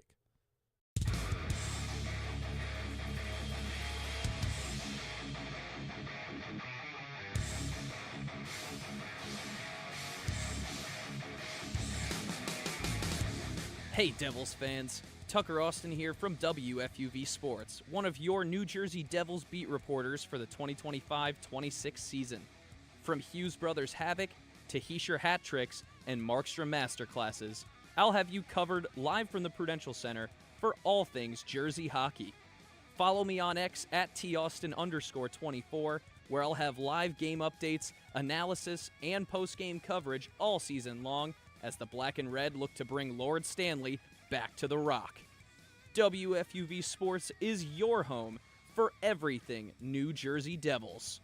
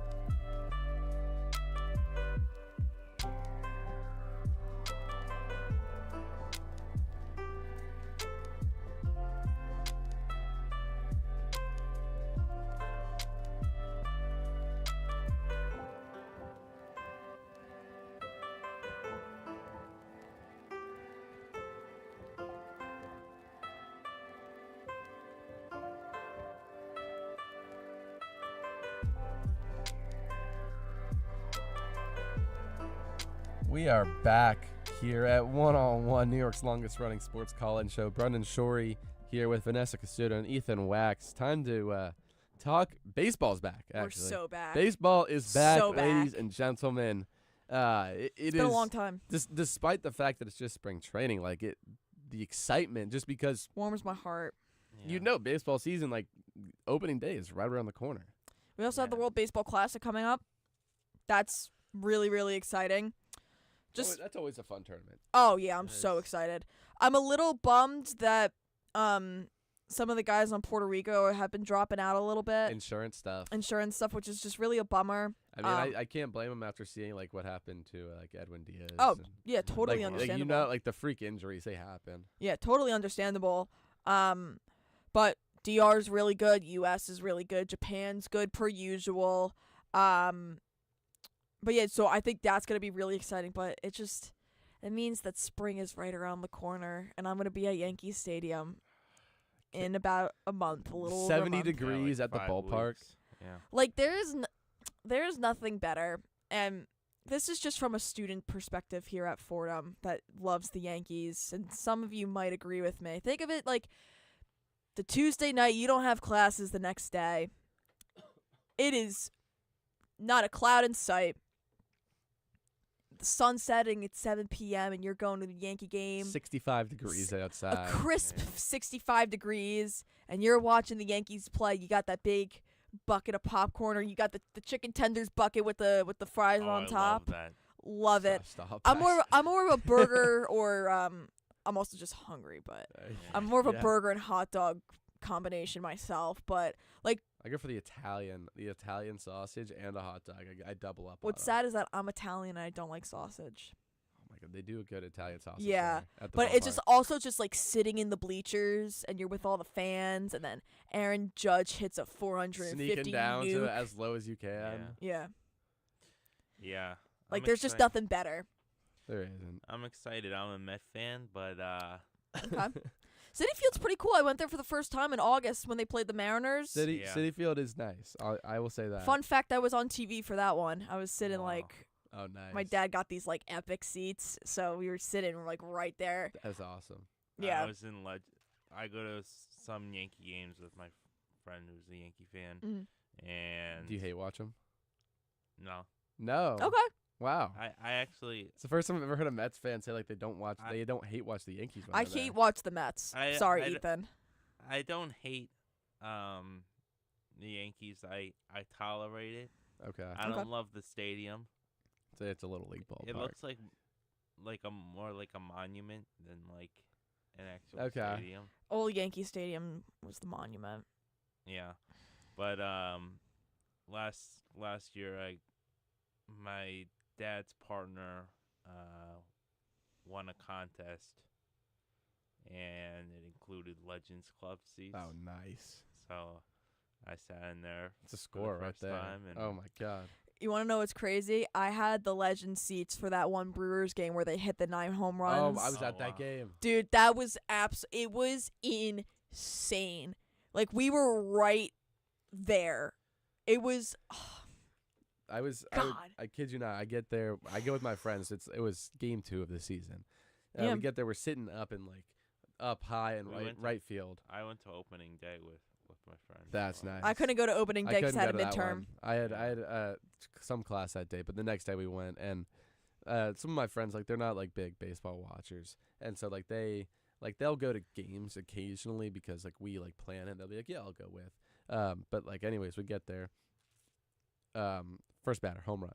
They're like, oh, like awesome, like a leadoff home run. Yeah, Goldschmidt home run. Yeah, and then they go back to back. They're like, you ever seen that before? I was like, yeah, I've seen that before, like a few times, like a handful of times, like back to back. Like they're not common, but like it happens on the occasion. Great watch. And then they go back to back to back, and they look at me. They're like, have you ever seen that before? And I was just like stunned. I was like, no, I've actually like. Yeah. That's the first time I've ever seen them go back to back to back, especially to open up the game. Like they were like, okay, so this is the first time we're both seeing. I was like, yeah. It was. Yeah, it was that nuts. was just never. That was peak Yankees, man. Like that was just never seen before. Torpedo bats, the whole thing. Yeah. Yeah. Yes. Yeah. Yeah. But yeah, no, there's a lot of I'm excited because there's been a lot of changes to teams. Especially, you know. I mean, especially your Mets. Yes, especially your Mets. That's a whole new Jeez. team. Right. Yeah, Pete geez, Alonso is now in the Orioles. How much did? Okay, genuine question, and I'm not even trying to like hurt with this question, but did it like hurt a little bit when you saw Pete Alonso hit a home run in an Orioles jersey yesterday? It did a little bit, yeah. Okay. I mean, it's only spring training, but like come regular season, a little bit. It hurt. It hurt a lot. I wasn't even trying to throw a jab, but like I just imagine like that. Yeah. I could not have felt Bo good. Bichette, and I think he's solid, and He's solid, but he can't field for his life. yeah. Yeah, he was struggling a little bit. I saw the practice, the videos from practice. But like you also have Marcus Semien, right? Yeah. Simi's a great fielder. Great fielder. Up the middle, like your middle infield defensively is like going to be best. the best in the league. and It's then just whether he can. and hit then the this year. Dodgers are just Dodgers forget about it. Dodgers just caused a Kyle Tucker. they just caused there to be no baseball season in 2027. There's gonna be a lockout because of the Kyle Tucker signing. I think that was well. just the Also, final nail in the coffin. the guy from the Players Association, the president is to step down, or unless he already did step down. Like I know there's gonna be a lockout, and it's really just such a shame that that's the case. That was but just the final nail in the coffin. Like, boom, Dodgers, another star player. Boom, Yeah. there will be a lockout, which is actually such a shame. You should only be allowed a certain amount of star players on. I think there should be a cap. Yeah. Okay. Honestly, I agree. You know, me and Langer were talking about it. Langer's over there. He's a Dodgers Big fan, Dodgers so fan, but him he's and a I little were talking about it. You know, they're like the Dodgers are doing what they should be doing. Like Yeah. they're taking advantage of like the MLB. They're like, what? Like, why are you gonna stop us if we can do this? Right? I have no complaints about what they're doing in terms of they're doing what any other team would do in their situation. But you also have to Still brings up factor a in problem. they're not all in the same situation. You Right. look at the Dodgers and their like local TV deal that's bringing in so much money to afford these players. They're anything they sell because they have that entire Japanese fan base because they have Right. all a lot of the Japanese players on their team. All that money coming from them, all the money coming from their fans is all going to fund these players. Whereas you look at just like take the Royals for example, like what's going on in Kansas City, like they don't have What's going on with the A's? What's going on with the A's? What's going on with Diamondbacks, the Rockies, like any of these teams, like in smaller markets, like they're not going to get near as much money. Which is on why local I really think deals. there should be like a really solid floor, because I feel like just these teams are just not spending enough money. You know.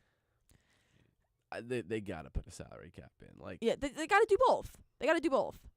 I And also I think it makes things more interesting too. I just think you gotta put all these teams on more even playing fields because like your LA, your New York, your Chicago, like your big cities like that, they're gonna just have more money naturally. Yeah. Whereas like you take these smaller market teams, take like even like St.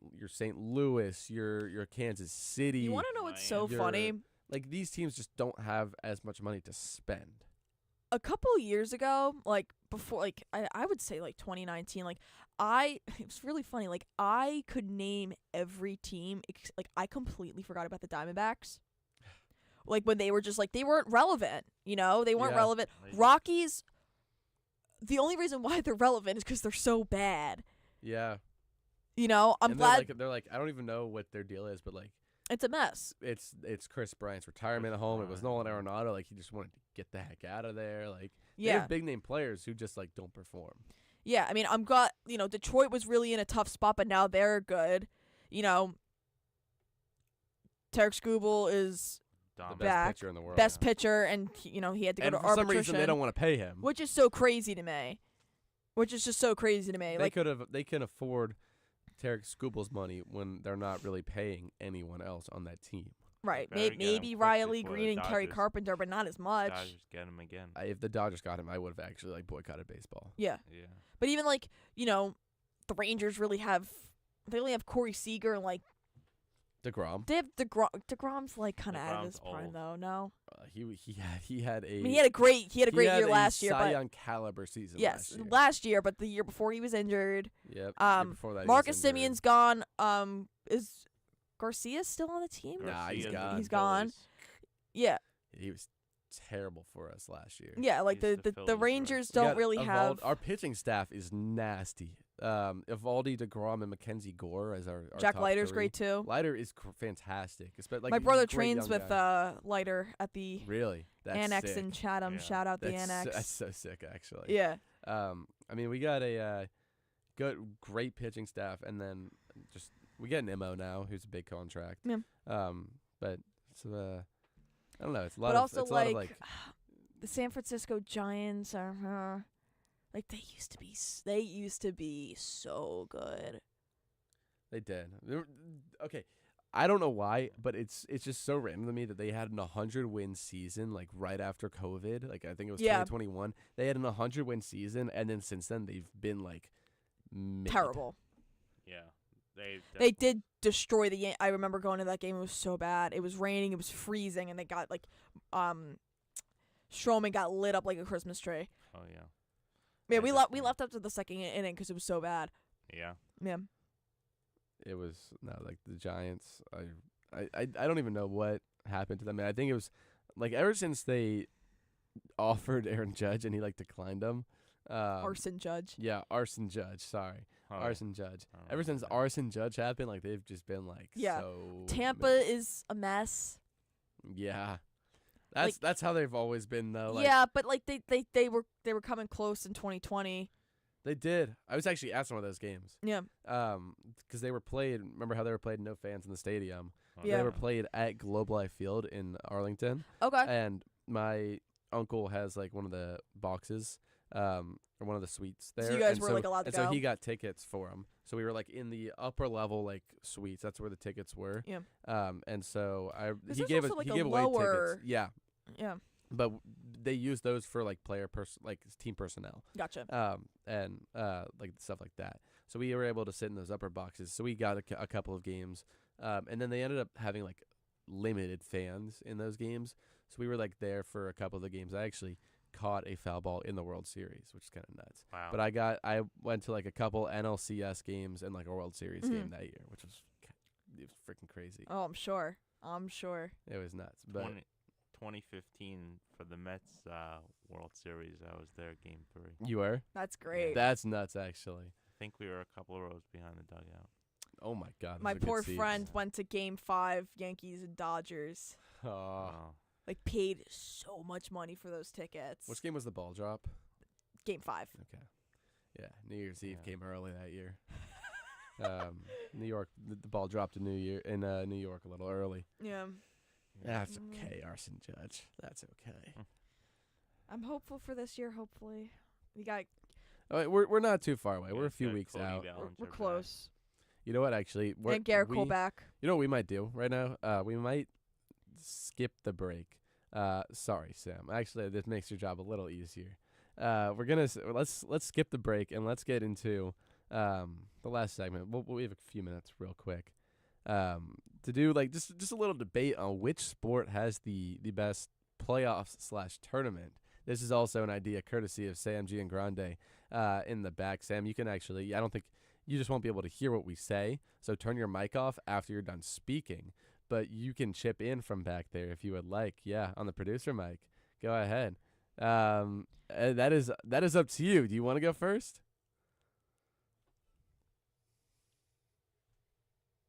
Give himself to 155. Okay. Make sure. All right. Producer mic on. Can you guys hear me? Yeah, we can hear you. All right, so I'm gonna give myself 2 minutes. I think easily the best tournament we're ever gonna have. Everyone, when they see me down here in the studio, say, "Sam, you're the soccer guy." I'm gonna go with it. It's the World Cup. Like, usually with the World Cup, you have countries. They're fighting for their pride. They're fighting for the badge. They're fighting for their flag. You will have the greatest upsets. Like, think about the vibes you had. I know some people, they didn't watch soccer in, like, for high school, but for me, I watched it in the cafeteria where my whole grade was in there. I'm a grade of 200 people. Everyone watching it. You have people from all over the world coming to one country to watch their team fight it out. You have some of the greatest storylines you'll ever see. And I think this is probably my best argument. Think about it like this. The Super Bowl gets around 150 million people watching on average each Super Bowl. It's gone up and down a little. World Cup's 1.5 billion. I'm going to leave it there. All right. Thank you, Sam. Thank you, Sam. Wait, which one of you guys wants to go next? I'll go. Okay. What do you think is best, Um, Ethan? I think the National Football League playoffs is definitely the best. Just because of the Super Bowl, or because of the No, entire? I think more the entire format. First of all, you have 7 teams in each conference making it, so it leads to a greater sense of competition in the regular season. And then when the playoffs come, I feel like there's every game you're looking forward to, and it's just nonstop action, and I think it's great for the game. And then come Super Bowl time, the halftime show is great. Everyone looks forward to that. Obviously, the game, the hype, the coin toss, the national anthem by Charlie Puth was very good. Oh my God, the flyover was nuts. Yeah, flyover was insane. That was crazy. Reminded me of the Ryder Cup flyover. And there are parties. Yeah. The tailgate, that Super Yeah, Bowl my is a we huge make- thing. We make the Super Bowl like it's Thanksgiving. Like Yeah. it's like a family like I went home for the Super Bowl. It was like a family holiday in my house. You know? Yeah, it's a major event in the country. Like the day after the Super Bowl should be a day off before I school. 1000%. Yeah. Speaking be of a which, day off. I almost had a test the next day. That would have been. The next morning, 8:30. You I want to would've know what's faded. you want to know what's so upsetting? I had my accounting exam on Tuesday. I had to take the train home Monday. So bad. Oh, speaking of which, we don't have classes Monday This coming Monday. because of the snow. Yeah, Wait, are you serious? I'm so serious. When Public did safety just sent out What? an email. Oh my Sorry God. to bring this up on air, but yeah. Sorry, I just got so excited that But, we have no class. Anyway, I'll go with my take while you guys are reading the email. Yeah, I'm neck and neck with football playoffs just because I watch that the most, but I also love when the World Cup comes around just because it is pretty exciting. Like I'll go to a restaurant and I'll watch the World Cup. Like I don't watch soccer like that. But yeah, that's what I will just like those are kind of hand in hand with me. I just think there's a spirit around the World Cup that Sorry, I'm celebrating classes yeah. still. that attracts you to it. Yeah. Okay. So I guess my turn finally. To last but not least, I am in between two. I love the college football playoff. Mhm. I think there's a little too much subjectivity in the teams getting in for me to actually pick that. I agree. I 1000% agree with but that. the fact that you get to watch the Rose Bowl and all these different bowl games in the playoffs with these On New amazing Year's Day, backdrops too. on New Year's Yeah. Day, just the entire event of it is if something could be perfect, it would be the Rose Bowl was perfect. Yeah. God, what was I gonna say as my answer? Oh, sorry. I think I'm gonna go hockey playoffs. Okay. Because that is when you even get the casual fans tuning in. That's me. Yeah. Even me, a few years ago, I didn't follow the Stars closely during the regular season, but once the playoffs were on, I was watching every single game. I actually was locked in on the team. Yeah, I'm And gonna I try think- and do that this year. I think actually just the environment that you have with these hockey playoffs, it is rowdy. Yeah, I'm gonna It try and do is that this year. Fun. And I think that's an environment that you don't really get with any other sport. Yeah, which honestly I was kind of surprised that you said that. I thought you were gonna say NFL playoffs because it just because of your sweatshirt. Yeah, I kind of assumed, but I like the NFL playoffs. Don't get me wrong. I love the Super Bowl, but I think I don't know. It's fun, but I think if you the hockey playoffs, those fans just they know how to do it. They get rowdy. They know how to have a good time, yeah, which is yeah, I just think that just makes the entire event yeah. a little more not anticipated, but Surprised that NBA playoffs isn't in here, but I'm actually okay with it. I don't love the NBA playoffs. I Yeah, think I'm not an NBA fan. I like the NBA playoffs, but I don't think that they are. Oh my God, March Madness, Ryan. Yeah, we now that I forgot about March Madness. That's the one. sad. That's the one I was thinking about actually, and then I forgot it, and then I was like, oh, actually, I remember I was thinking about the NHL. So Ryan is No. March Madness. Ryan, that's your tournament. Okay. March Madness is also when you get the casuals tuning in and rooting for a college that they've never heard of to upset Duke on the road. Yeah, that's true. I also like think there's like that. That whole thing is nuts. I was actually gonna say that, and then I forgot it, and then I came back. Yeah, to NHL. I'm gonna put March Madness up there just because I'm always like this close to winning money. So. I mean, it's March Madness. Whatever tournament you pick, I mean, you can't really go wrong. But unfortunately, that's going to be all from us here today on this edition of One on One. If you miss any of our segments from today's show, be sure to check out the WFUV Sports YouTube page. You'll find everything you're looking for there and more. Guys, what a pleasure it was today. The sports director of WFUV is Bobby Chaffardini. Our video producer was Emma Leonardi. Radio was Sam Giangrande. For Ethan Wachs, Ryan Deptula, and Vanessa Kosuda, I'm Brendan Shorey saying thanks for tuning in. See y'all later. One on One is a production of WFUV Sports.